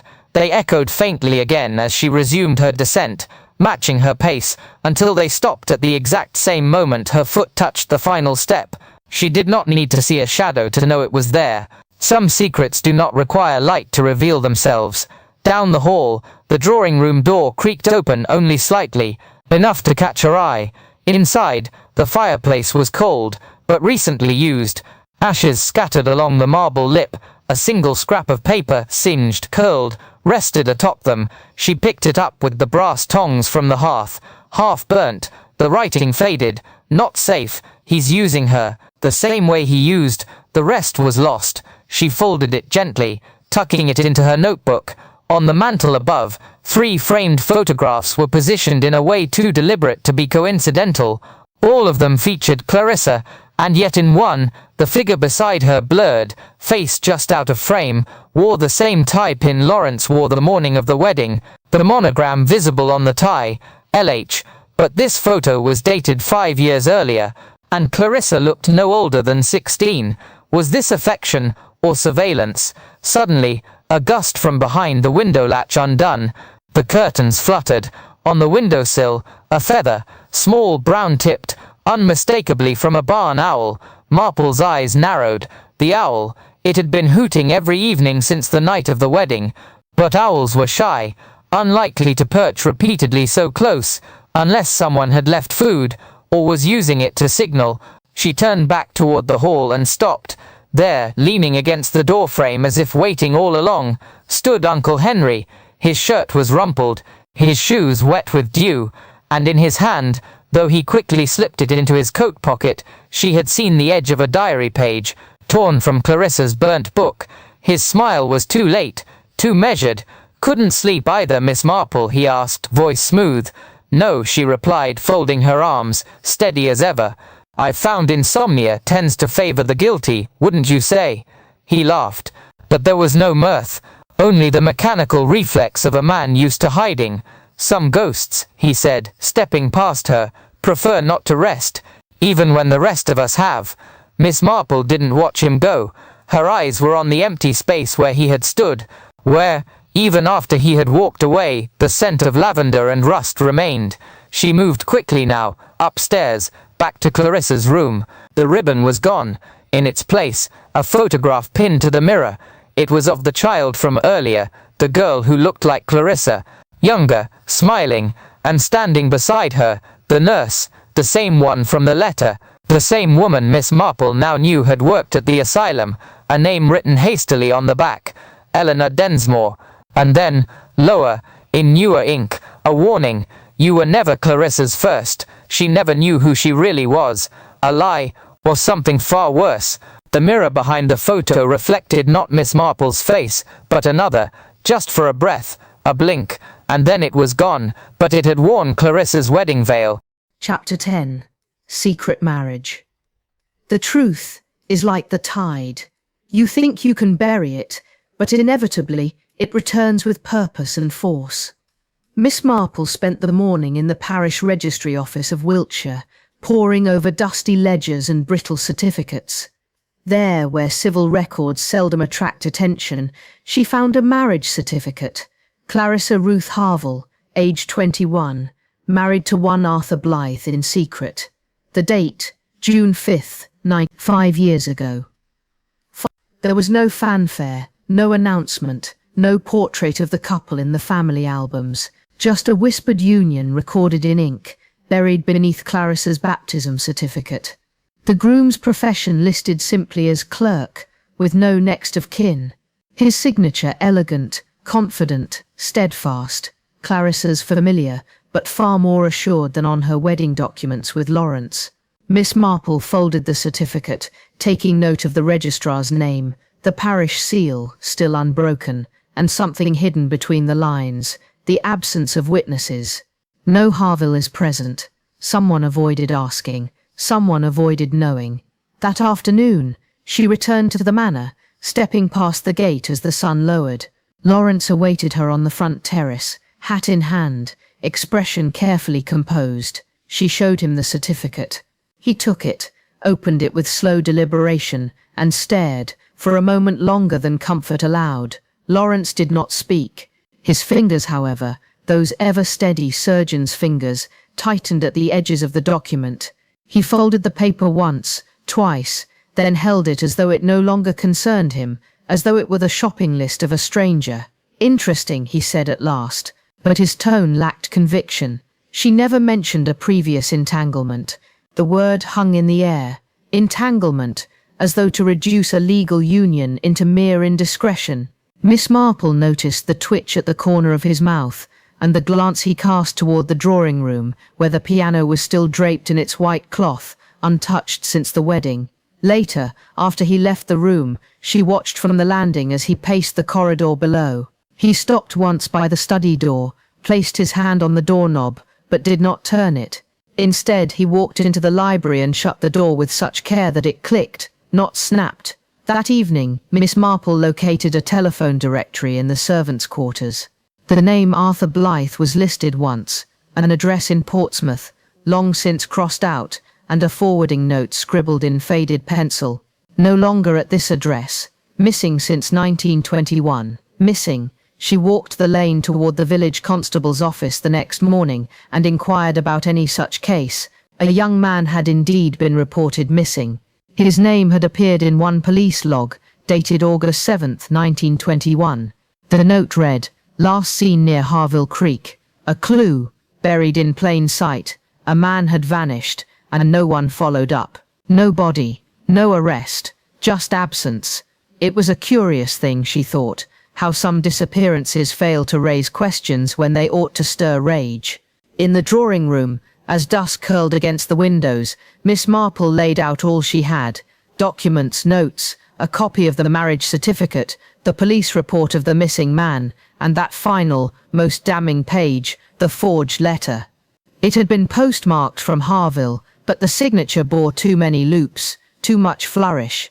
A forgery, unmistakably. She compared it not once, but twice, against Lawrence's signature in the Manor's guest registry.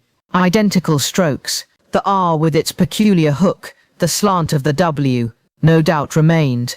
Yet the question persisted, what had become of Arthur Blythe?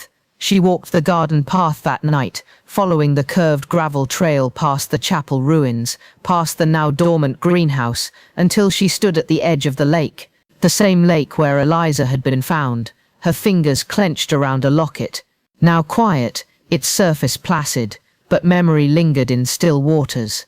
And then she remembered an earlier entry in Clarissa's journal, one barely legible, smeared with moisture or tears. "He found the letter. He knows about Arthur. He said no one would believe me." Beneath that, scrawled in haste, "He showed me a telegram from Arthur, but it wasn't his words. He would never say that." Miss Marple returned to the Manor and asked the housekeeper one simple question: "Has there ever been a telegram sent to Clarissa before her wedding?" "Yes, madam," the woman said. "Strange thing, it was handed to her by Mr. Lawrence himself. He said it was from a cousin. She cried after reading it. Then she burned it." Burned. Another clue consumed, but not entirely lost, for sometimes it is not the evidence itself but the absence of it that whispers the loudest. Later that evening, as she passed Clarissa's room, doors locked now, curtains drawn, she noticed something new: scratches. Along the inside of the wooden doorframe, faint but present, initials A.B., and above them, etched more forcefully, one word: faithful. Was it a message left by Arthur himself, or a desperate act from Clarissa, a confession hidden in plain view? In the dark, a clock chimed 9.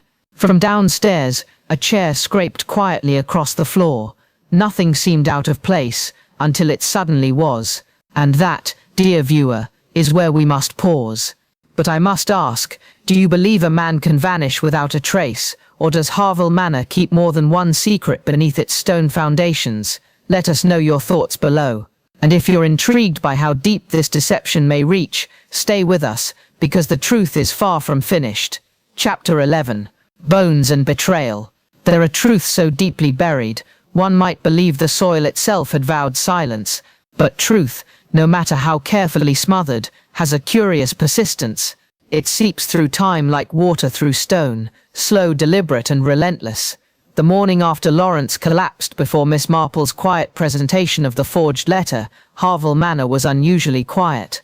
Not peaceful, never peaceful, but subdued, as if the very bricks held their breath. Miss Marple stood beneath the withered willow tree near the lake, the same spot from which Eliza had once been pulled. Her gaze didn't drift to the water, but to the soil, a patch just beyond the tree roots, disturbed, subtly but unmistakably. The gardener, an unassuming man named Thomas, knelt nearby, trying to restrain his barking terrier. The animal, small, wiry, insistent, scratched obsessively at a spot where the earth was softer than the rest. And then, a whine, a pause, a violent tug. What emerged was not stone nor root. It was bone, small, smooth, and impossibly out of place.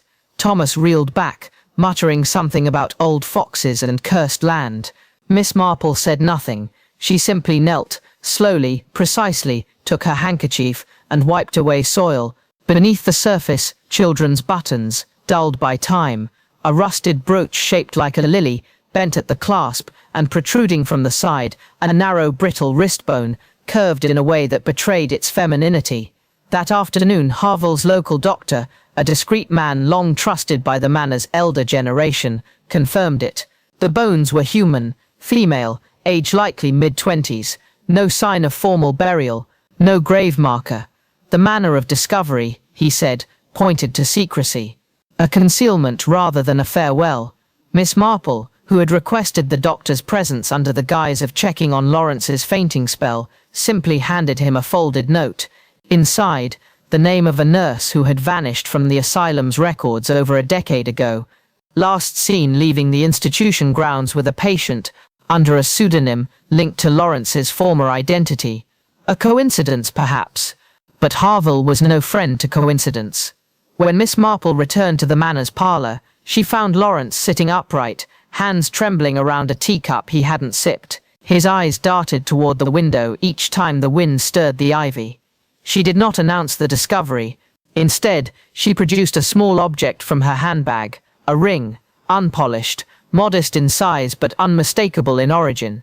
On its crest, barely legible beneath years of tarnish, the seal of the Harville family, found tangled among the roots with the bones. She placed it gently on the table before him. Lawrence stared at it. His fingers loosened, the cup fell. Porcelain shattered across the floor, but he didn't flinch. His gaze remained locked to the ring.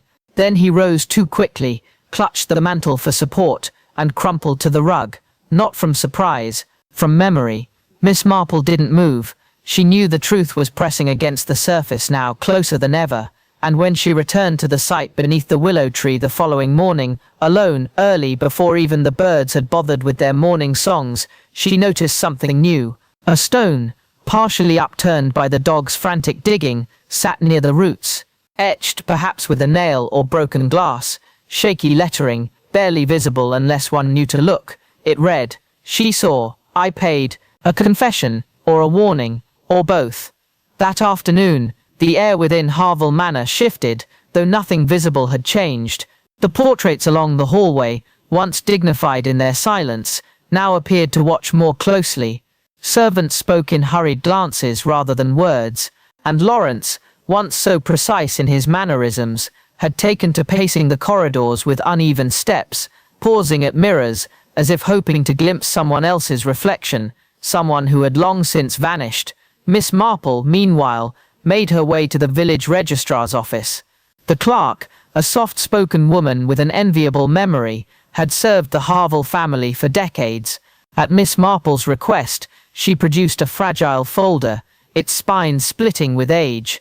Within the nurse's employment application, her final recorded letter, and tucked behind the page, a cancelled telegram.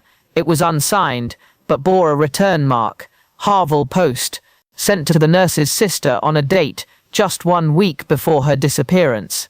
Miss Marple asked only one question: was she ever declared missing? The clerk frowned. There was no formal inquiry. Her family received the telegram, assumed she'd taken a post abroad. We never heard from her again. A life lost to silence. By the time Miss Marple returned to the manor, the sky had darkened with rain. Not storm, but the slow kind that dampens everything, softening footsteps and drowning voices. She found Lawrence in the study, seated in his father's chair, the same chair where she had once discovered Clarissa's childhood diary tucked behind the panels. He didn't look up. "I remember her," he said to no one in particular.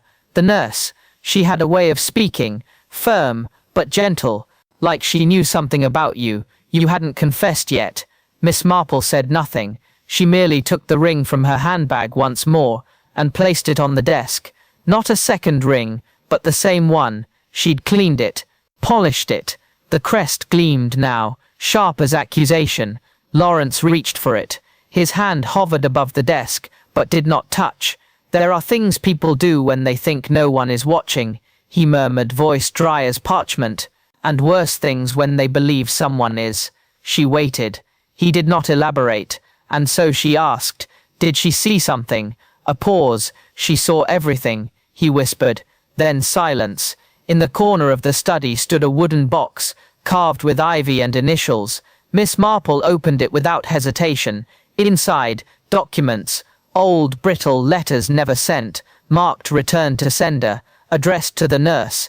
Tucked beneath the pages, pressed flat beneath a photograph of Clarissa as a child, was a second photograph, less clear, damaged by moisture but unmistakable. The nurse, standing beside Lawrence, his arm around her shoulder, his face not smiling, but unreadable. There was something else. A scrap of cloth caught at the bottom of the box. It was lace, torn lace, from a uniform sleeve. Miss Marple folded it carefully into her notebook. Later that night, the manor was quiet again, except for the tapping. Faint, rhythmic, persistent. It came from the corridor outside Clarissa's room. When Miss Marple opened the door, she found no one, but on the floor lay a brooch, identical to the one found near the bones. A lily, bent at the clasp. This one, newly polished. The following morning, Miss Marple rose before the sun. She found herself unable to rest. Thoughts collided too urgently, too untidily. The nurse, the brooch, the ring, and Lawrence's words, half spoken, half withheld, lingered like perfume in closed drapery. She requested the gardener escort her once again to the spot beneath the willow. The man obliged, but kept a distance as she knelt beside the shallow earth.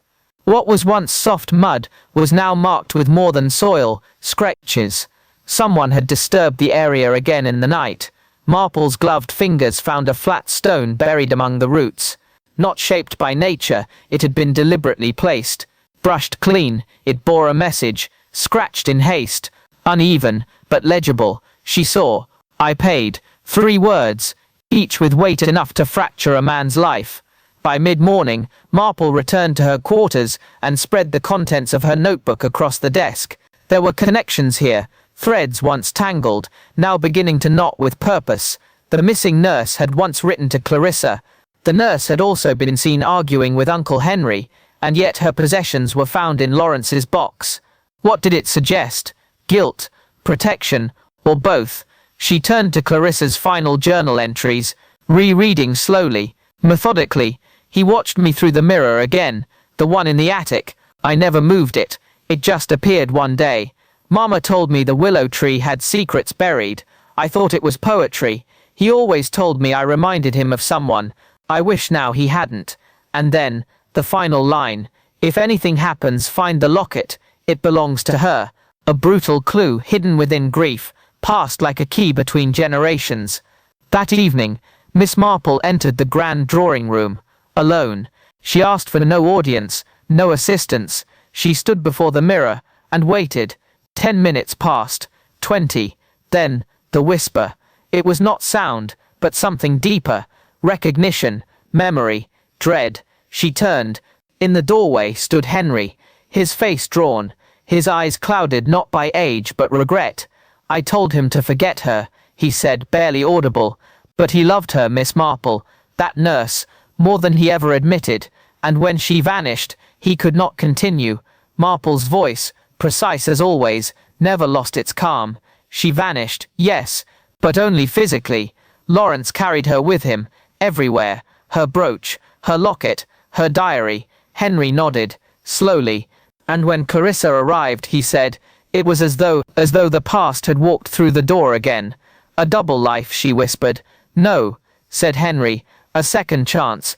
But he couldn't bear the betrayal. He thought Clarissa would do the same.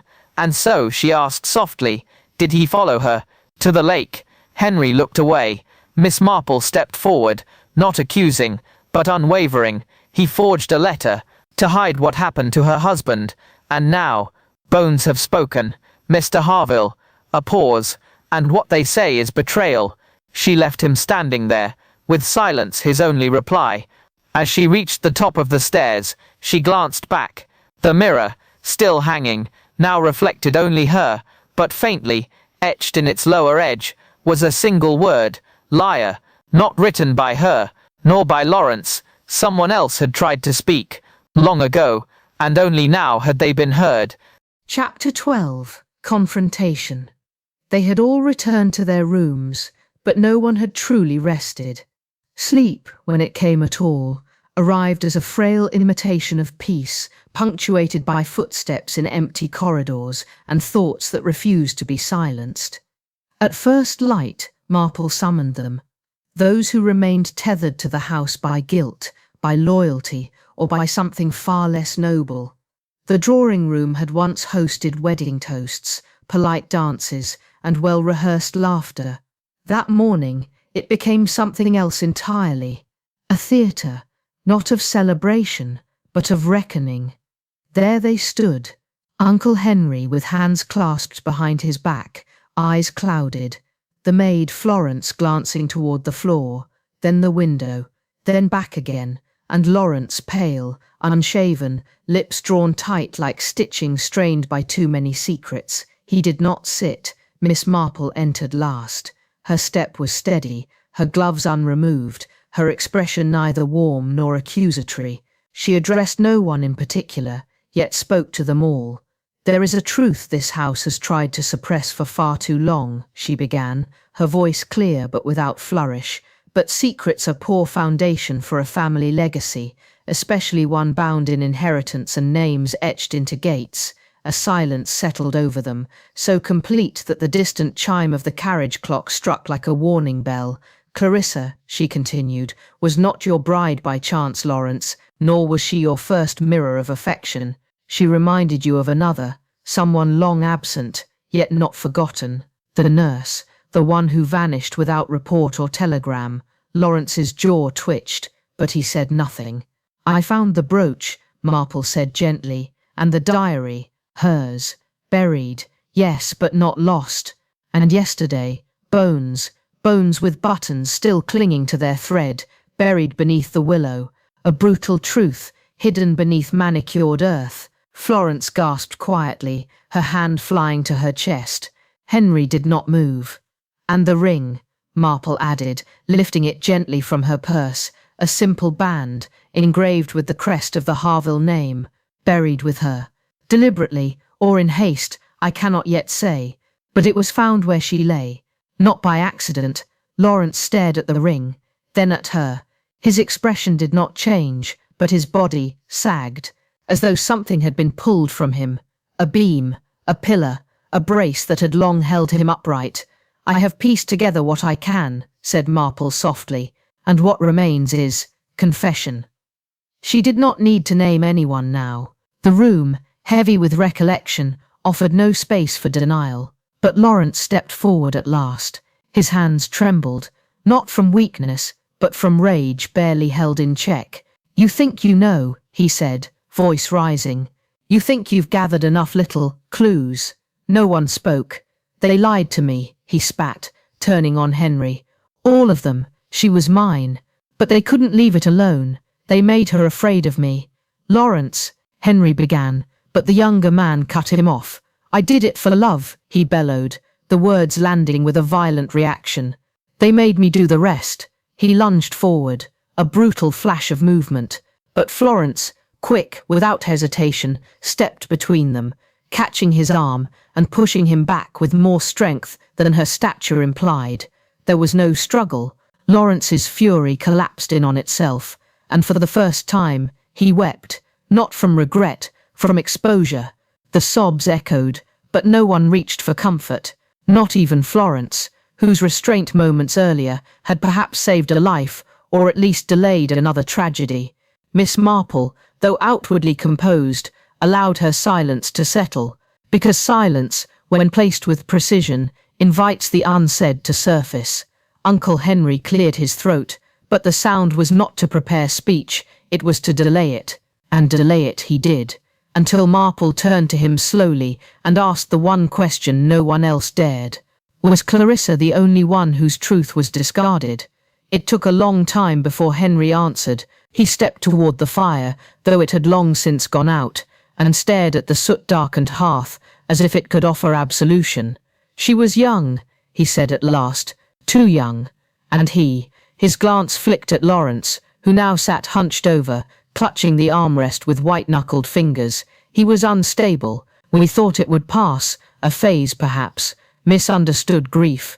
Marple said nothing. "She tried to leave him, you know," Henry continued, voice cracking in places even he hadn't expected. "Clarissa, after the honeymoon, said he spoke in his sleep, said she found him standing at the lake, whispering someone else's name." "Whose?" Marple asked quietly. "I never asked," Henry replied, but she was frightened, and not just of Lawrence, of what would happen if she spoke up. because she knew what happened to the first. A shift rippled through the room. Even Florence looked up. "You're referring to the first husband," Marple said, not as a question, but as confirmation. Henry nodded once. "She married him in secret," he muttered, "and when we found out, my brother and I, there was fury, not because of impropriety, but because of scandal. She was our niece, a Harville. She couldn't belong to someone unapproved. And so," Marple said, stepping closer, "the letter was forged." His final words made to seem like abandonment, but in truth, Henry's silence was answer enough. "It was poison," he admitted finally, his voice dull with memory. "In the wine. He was buried where no one would find him. We thought it was over. Clarissa never asked. Perhaps she suspected, but she stayed. Because you made her," Marple replied. "We gave her comfort," he snapped, but the sharpness faltered halfway through. "You gave her legacy," she corrected, "and in return, she gave you silence." He turned back to the hearth. "It was a different time." "A different time doesn't change a motive," she murmured, more to herself than to anyone. Just then, a sound, sharp and abrupt, cracked through the stillness. A knock, loud, single, final. They all froze. Marple turned her head toward the hall. "Is someone expected?" she asked gently. Florence shook her head. Henry frowned. Lawrence did not move. The knock came again, precisely the same, as if struck by a clock hand rather than human knuckle. Florence stepped toward the door. "No," said Marple firmly. "I'll go." She walked into the hallway, but when she opened the door, there was no one there, only the wind, still air, stillness itself. But near the threshold, pressed into the damp stone as if placed with care, was a single, rusted key, and next to it, a torn envelope, Clarissa's name, written in trembling ink, the letter, unopened. The envelope was faded, its corners softened by time and damp, yet the ink that bore Clarissa's name resisted the elements, as if driven by will alone. Miss Marple's hand did not tremble as she lifted it from the stone, but there was a pause, a measured stillness, before she broke the seal. Inside, a single sheet, folded twice, nothing more. She did not read it immediately. Instead, she returned to the drawing room, letter in hand, eyes scanning the room not for reaction, but for guilt that already knew it had been found. Florence stood near the door, her shoulders drawn tight as a thread. Uncle Henry sat in the same place, his eyes glassy now, as though he had been watching flames that no longer existed. And Lawrence, he had moved. He stood in the far corner of the room, near the window, back turned, yet his spine was rigid, listening, not hiding. Marple spoke, her voice low and deliberate. "This letter," she began, "never reached its recipient." She unfolded the paper slowly, as though to extend the agony just long enough to let the truth settle into the walls of that old house once and for all. "It is dated 5 days before Clarissa's wedding, written by a man who identified himself only by his initials. But the handwriting, I've matched it." A flicker, Lawrence's shoulder lifted slightly. "The same script that addressed the forged telegram sent to Clarissa's former husband," Marple continued. "Only this one was not forged. It is his hand, his warning."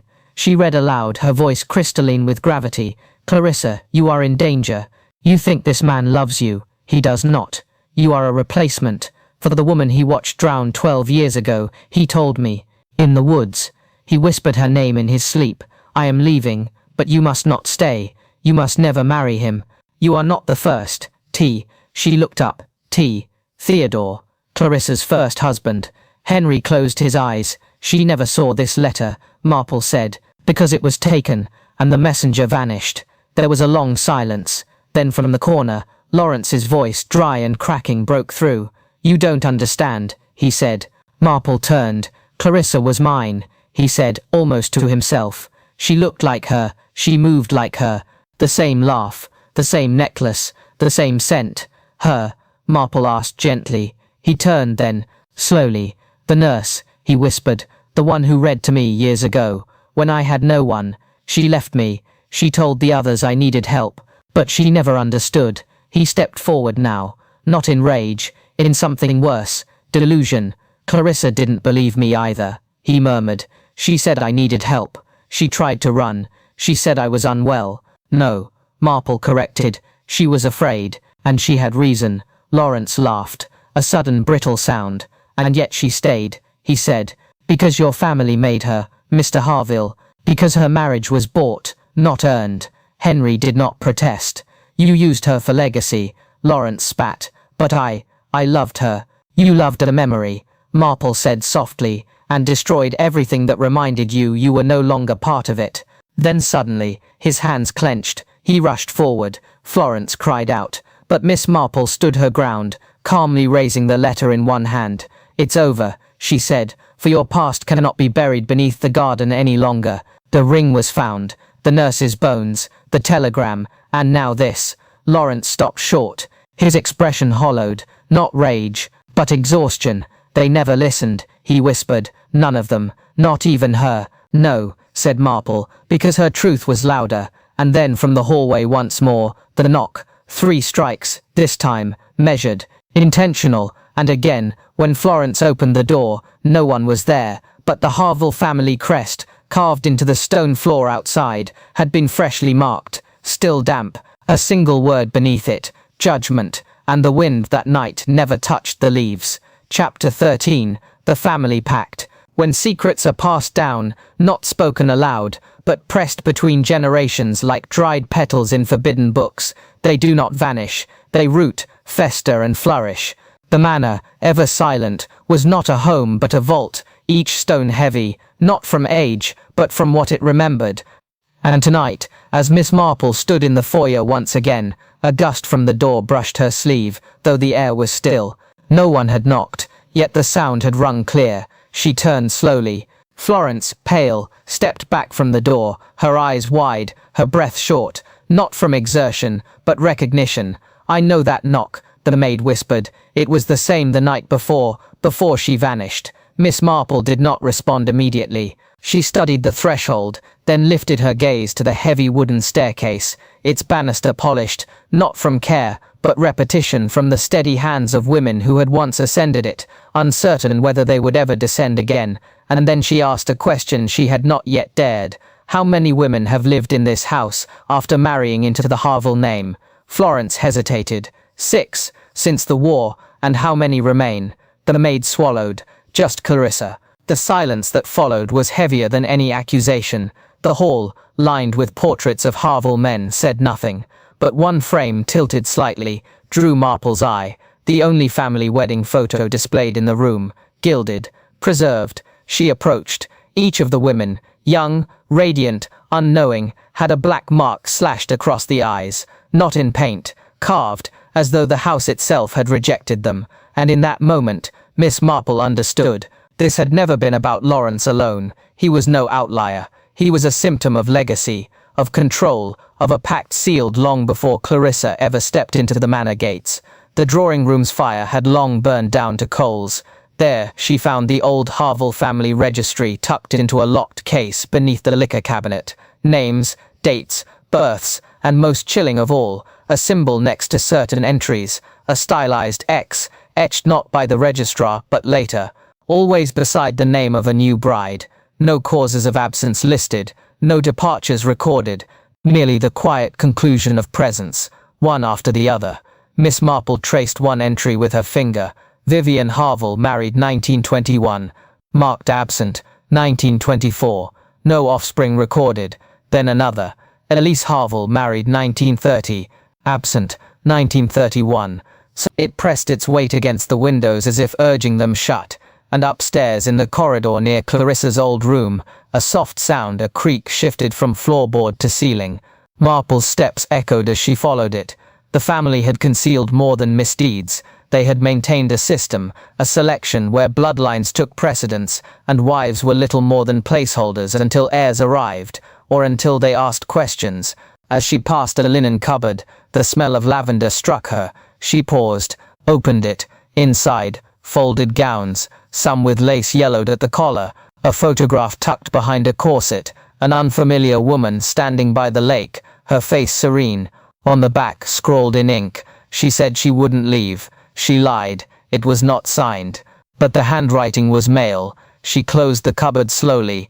Downstairs, the fire had gone out entirely. The house was colder now, but not from weather, From Revelation, Miss Marple returned to the parlor just as the grandfather clock announced the hour, not with a chime but a dry mechanical cough, as though the house itself hesitated to acknowledge the time. She did not sit. She stood at the hearth where the flames had long retreated to embers, and there, in the silence, she spoke, not to any one person, but to the house itself, and to the history it had failed to erase. They've all been accounted for, but not remembered. Florence, standing near the doorway, flinched at the words. They told me, the maid whispered, the older staff. When I first came, they said, it was a tradition. Some women are not meant to stay. That's how they put it. And you? Marple asked quietly. Did you believe them? Florence looked down. I left the shoes, the night before the wedding. I hoped she might run. A long pause followed.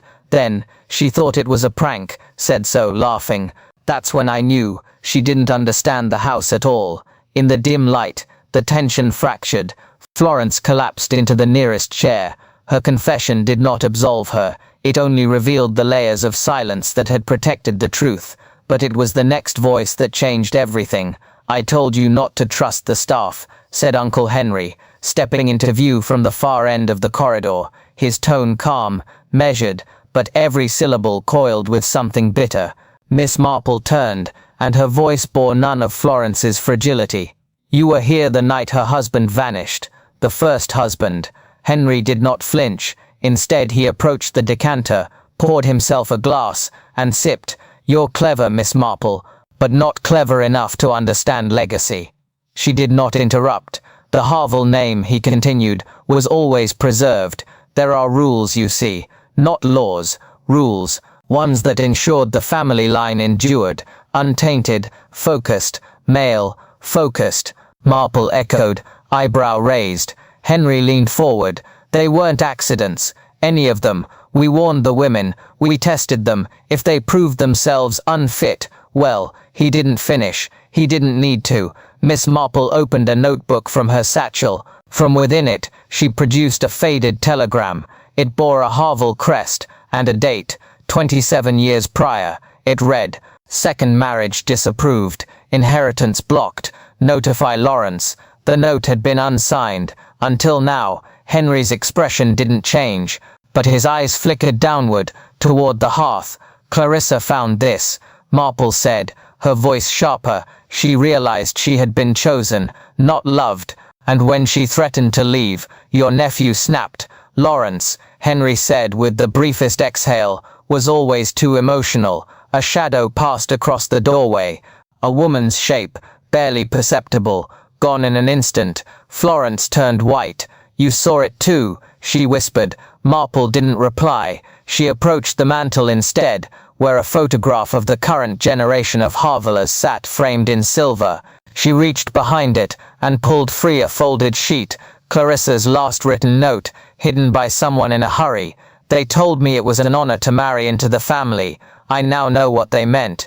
Outside, the wind bent the branches of the willow near the lake, and then on cue, the sound of footsteps on the second floor. Not hurried, not wandering, deliberate, footsteps from someone who knew the house and did not care who else remained within it. Florence's eyes darted toward the ceiling. Marple turned slowly, watching Henry's hands tremble. They don't like it, he murmured, when you tell. The sound did not repeat.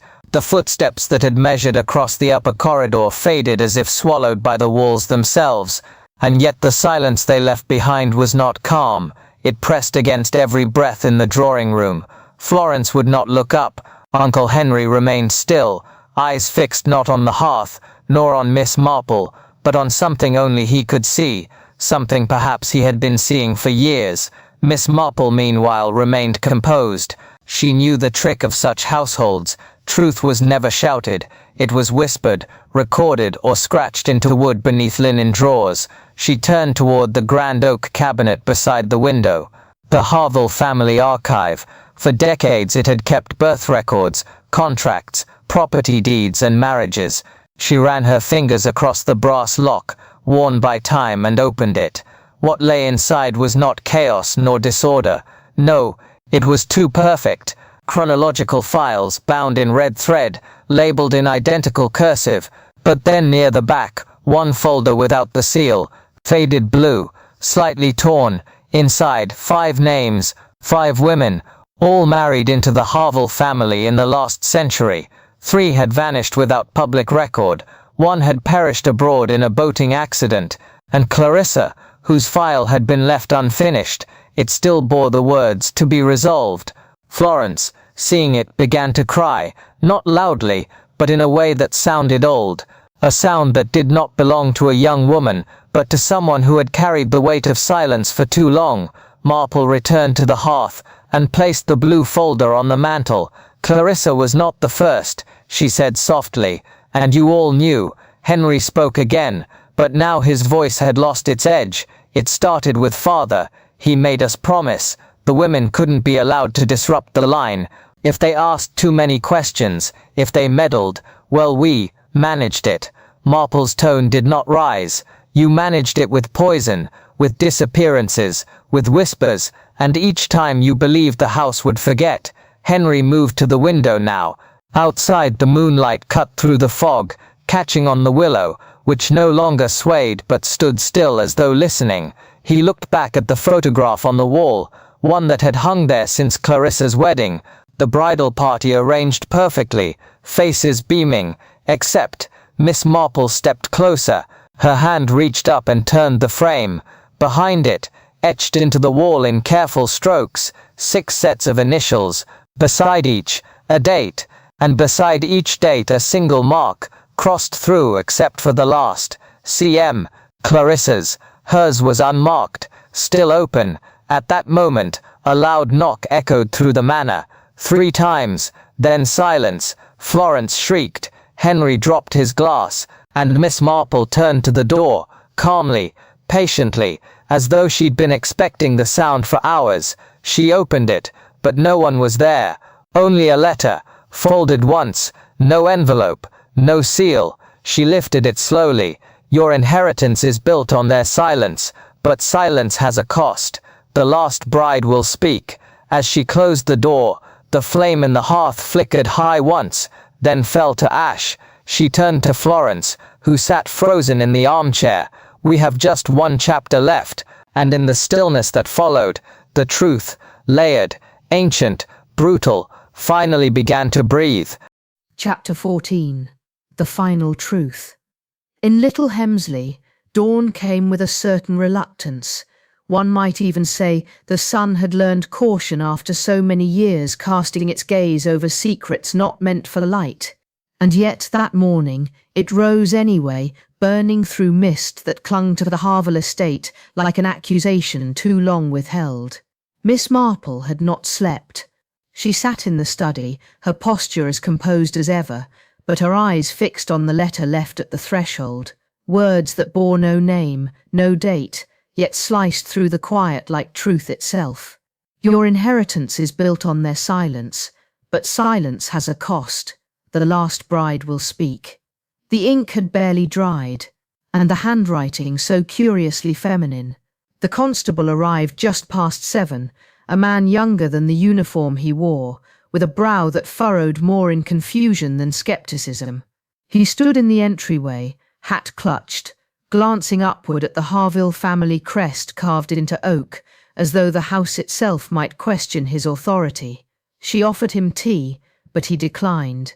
Not out of manners, out of nerves. Then she gave him everything: the marriage certificate, the nurse's ring, the charred remains of the second diary, Clarissa's final entries, the blue folder of missing brides, the locket with the initials no longer legible, the stone beneath the willow, scratched with a plea, the whisper behind her shoulder that even now she chose not to mention. He listened. He nodded. He took notes in a pad far too new for the oldness of the crimes he was hearing, and when she was done, he closed the pad and said only, "It's a strong account, Miss Marple, but you understand, this family, this house, they know the right ears." She did not respond to that. She merely handed him the letter from the door. He read it, mouth tightening, no signature, no proof, and yet it rang true. When he left, Miss Marple turned not to the rooms behind her, but to the land beyond the fields where no children played, the stables now long disused, and the lake motionless as glass. She knew where she must go next, to the cemetery behind the chapel, where Clarissa's grave sat newer than most, but no less forgotten. She walked the path slowly, as one might when time itself feels reluctant to let go. At the grave she knelt, not out of ritual, but reflection. She opened her palm. The locket, now polished, mended, its clasp no longer bent. Inside, still the same miniature, Clarissa smiling, unaware. And opposite, a face faded by fire, likely the first wife, or perhaps someone older. Miss Marple placed it gently at the headstone, then stood. Wind passed, soft and brief, and in the distance from the manor's upper balcony, a veil fluttered once, white, sheer, unmistakable. The door, wide open, no footsteps, no sound, only that veil, stirring as though the air remembered her, and would not let her fade. Miss Marple did not turn back to look. She did not need to, because Clarissa had been right. He told me I reminded him of her, the one he lost. I'm afraid I'm next, and she had been. But now, for the first time, the diary was closed, not in fire, not in fear, but in truth. And yet, even as the veil fell still, even as the stone locket rested at peace beside the grave, little Hemsley did not still its breath. For in villages such as these, where hedgerows grow tall enough to conceal, and gossip flows beneath windows like water, truth does not spread with haste. It leaks, slow and choking, as though each word must first earn its place in the open. The constable returned by midday, not alone this time, but flanked by a man whose shoes clicked louder than his voice, Inspector Merrin, a veteran of sorts, though one worn less by casework than by the weight of knowing which truths were never meant to reach court. He did not speak to Miss Marple at first. He toured the house instead, slowly, eyes tracing cornices, hands behind his back, pausing before the large family portrait in the hallway, as though measuring each brushstroke for motive. Only once he reached the study did he address her. "I've seen better-built cases fall," he said, not unkindly. "You're thorough." But thorough does not win when influence sits on the bench. Marple's reply came without pause. Then perhaps the bench must shift. He regarded her for a long moment, then turned to the envelope on the table. The letter, the warning, the voice that even now had not been traced. "I'll make noise where I can," he muttered. "But this house, Miss Marple, it's not built to let things out. It absorbs them." She did not disagree. Later that evening, alone once more, she opened Clarissa's diary for the final time. The last page had been stitched back into place, a corner torn, a line smudged, but the words unmistakable. "He kissed me yesterday," said I laughed the way she did. The one from before. He said he should never have let her vanish, that I reminded him, and then he smiled, but it didn't reach his eyes. "I'm afraid I'm next." The handwriting was hurried, the ink pressed harder than the earlier entries, as if the act of writing had been a battle of its own. But beneath those words, faint and folded into the paper's crease, another sentence revealed itself, written later, perhaps hours before the end. "If you find this, look beneath the ledger." The ledger, an old family inventory, thick with inheritance records, land ownership, tax disputes. She pulled it free. Behind it, nothing. But beneath it, carefully sliced into the wood panelling, a small recess, and within, a thin envelope, aged to brown, but sealed with red wax long since broken. Inside, photographs, brides, 7 of them, each with eyes scratched through, some violently, others almost ceremonially, and one, Clarissa's, untouched, as though left unfinished. Below the photos, a list, first names only, dates, and the phrase repeated 6 times, "Inheritance secured." Only one line remained blank. Miss Marple stared for some time, then folded the letter once more, slid it back into the recess, and closed the panel. Not all truths are meant for filing cabinets. Some remain, where they belong, in the hands of those who remember. She turned to the window, and there, just before dusk, the chapel bell rang, not loud, but clear. Clarissa's name had been added to the stone, and someone, perhaps the maid, perhaps no one at all, had left a bouquet of white heather, rare, difficult to find, a flower once used in forgotten times to ward off betrayal. There are answers too delicate for the law, and truths too bitter for justice. In Little Hemsley, where silence earns loyalty and propriety shields legacy, truth often wears a different suit, one not tailored by courts, but by quiet reckoning, face to face. As twilight drew a veil across the manor, Miss Marple remained seated in the study, a candle burning low beside her, the hearth cold, the ticking of the long-case clock her only company, save for the scent of fading lavender from the cushion behind her. The house, it seemed, held its breath, as if aware that the last chapter of its long, troubled tale waited to be read. She turned to the fire grate. There, tucked behind the iron ash-catcher, a charred corner of paper remained untouched, delicate, preserved by accident or design. She reached in with the fire tongs delicately and retrieved what was left. It was part of a note, half-burned, yet legible. You said she reminded you, but I am not her. I am not to be replaced. No name, no date, but the hand, the same as Clarissa's diary. A final voice, one that, though spoken in private, had not accepted silence as her legacy. It was time. Marple stepped into the hallway. Every footstep echoed like punctuation, firm, deliberate, announcing that the pause had ended, and the final sentences must now be spoken. She summoned the inspector once more. In the drawing room, before the fading portrait of the first Harville patriarch, she laid out each piece: the diary, the burnt note, the scratched photograph, the locket, the list of names and unmarked graves, and the ring with Lawrence's crest, found among the bones of the vanished nurse. Each was a clue. Each bore a motive, a deception, a betrayal. Each a key to understanding the brutal heritage, masked by wealth and the facade of civility. She did not raise her voice, but every word cut clean. In this house, she said, marriage was never union, it was transaction, a contract signed in secret, paid for in inheritance, and closed with silence. But Clarissa read the fine print, and for that she became a threat. The inspector said nothing. He did not need to. Instead, he looked to the list, then to the photo, then to the fading scrawl across the final page. I am not to be replaced. It was then that something changed. For the first time, the house was no longer defending itself. It was remembering. The next morning, Miss Marple walked the garden path one final time. She paused by the willow tree, the soil freshly turned, the grass struggling to reclaim it, and on the branch above, hung from a small string, Clarissa's locket, gently swinging, left open.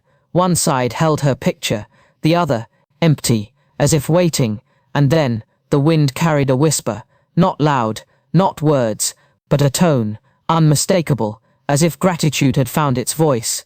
As she walked away, the manor stood still. The windows no longer seemed to glare.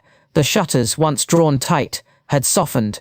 For truth, at last, had been told, not in court, not in headline, but in quiet clarity and complete resolve. And yet, as she turned the final corner, one window on the third floor blinked dark, and for a moment, just a moment, a figure was there, watching, waiting, the veil, still fluttering, the last breath of Clarissa's story, not yet complete. Chapter 15. Whispers of the Dead. Some houses forget, others remember, everything. Harville Manor was not a home built for warmth. Its stone walls, though elegant, seemed more suited to keep things in than to shelter anything living. And though its windows once shone with candlelight and laughter, now they stood shuttered, dull, and quiet, the sort of quiet that doesn't just arrive but settles, in layers, like dust, like memory. It had been months since Miss Marple's departure, since the ring was handed to the inspector, since the photo album was sealed shut, and since the veil fluttered in that upstairs window, since the manor's last breath of truth slipped out across the fields and into the village, where words, whispered, cautious, and half-believed, began their slow, inevitable circulation. No one wanted to speak of what had happened. No one truly dared. But in the shops, the cafes, and even the vicar's pews, people began to avoid looking too long in the manor's direction. Because despite the boarded glass and overgrown hedges, Harville never quite let go. It watched. The estate agent's sign was up for barely a week. Sold. To a couple from Leeds, newlyweds, lured perhaps by the promise of grandeur or by the price slashed far lower than any property of that size had right to be. They moved in quietly, no fanfare, 2 suitcases, 1 piano, a chest of heirlooms, and dreams of a fresh start. For the first night all was well, as it always is, until the second night, when the piano played, only once, 3 notes, soft, almost bashful, like a child testing old keys. But no one had been in the music room, and when they checked, the lid was closed, the stool untouched, yet the dust around it had been disturbed. The husband said nothing at first, but the bride said she'd felt a draft upstairs, had heard footsteps on the landing. She thought it was him, but it wasn't. He'd been asleep.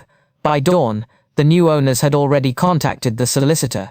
A simple inspection, they said, just to ensure there's no wiring issue, or rodents.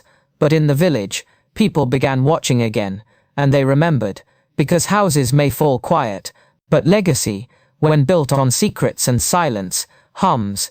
Beneath the boards, between the bricks, Harville Manor did not forget. It waited, and now perhaps it stirred. The locals, wary as ever, took notice when the new owners began covering their windows. It wasn't for privacy, they'd said as much themselves. The light doesn't fall right in this place, the bride explained to the grocer, her voice quieter than it had been the week before, always strange, like it bends. The grocer didn't answer, just handed her the bread, and the next day, told his wife. That night, Miss Marple received a letter, not from the couple, but from a librarian in Harville Parish, an old friend, who kept quiet during her investigation.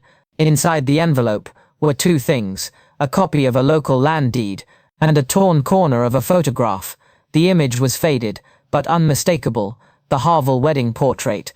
Only this time, a detail remained unblurred, a hand, not belonging to the groom, nor to Clarissa, nor to any guest, a hand resting gently upon Clarissa's shoulder, with a ring, that same heirloom ring, the one unearthed beneath the willow, the one bearing Lawrence's family crest. But in the full image, the ring stone was a different color, green, not blue. Clarissa had never worn green, so whose ring had been buried?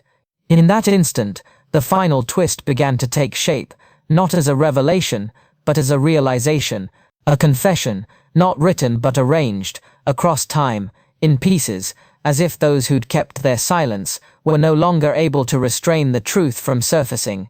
For what Miss Marple now suspected, what she had quietly feared, was not a single motive, not one person with rage, or even a violent reaction to a betrayal. No, it was more cruel than that. It was tradition.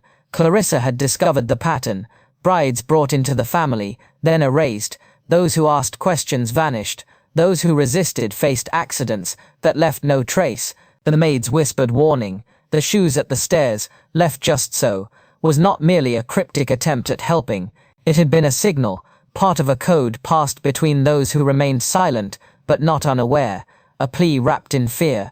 And then came the house, abandoned, yes, boarded, yes, but not empty. The couple from Leeds stayed just 5 nights. They left in the rain, didn't pack, didn't speak to anyone. They left the lights on, and the keys dangling in the lock, and now the house waits again, still, watching, whispers, growing louder. Miss Marple, standing at the edge of the village that final afternoon, glanced toward the manor, its chimney a dark line against the mist. She had done what she could, but some homes, like some secrets, prefer their silence unbroken. The wind had picked up that evening. Harville Manor loomed in silhouette, its high windows long since shuttered, its chimney blackened by time, but the garden gate creaked softly on its hinges, as though opened from the inside. Villagers say the lights were off, yet a glow, weak, flickering, unmistakable, could be seen from the study window, casting pale threads across the lawn like fingers stretched too long. And though the place was sealed, music, faint piano notes, were said to drift through the keyhole.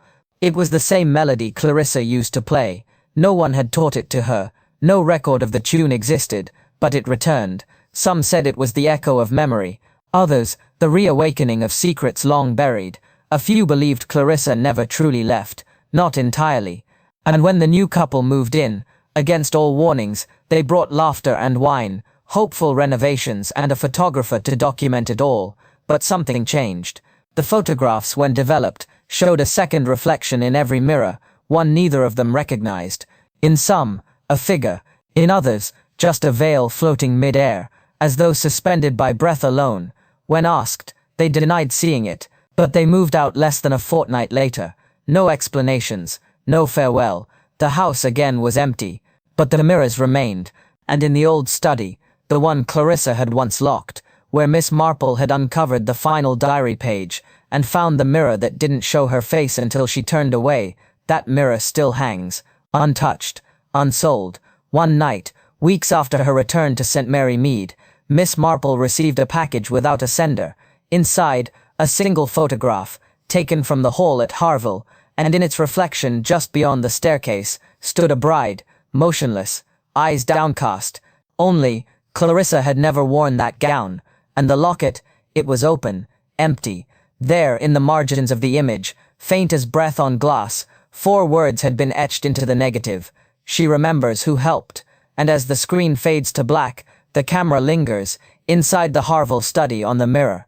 It's quiet, until a figure steps into frame from the corner, unblinking, still, just as a faint whisper reaches the microphone: "Your name?" "Yes, you, dear viewer." And so we ask, did you spot the clues before Miss Marple did? Was it the telegram, the missing heirloom, the vanished ring, or the final confession that gave it away? Let us know in the comments. And if you dare return to Harville Manor once more, subscribe for stories that remember, because justice doesn't always wait for the courts. Sometimes it comes by candlelight, and sometimes it whispers.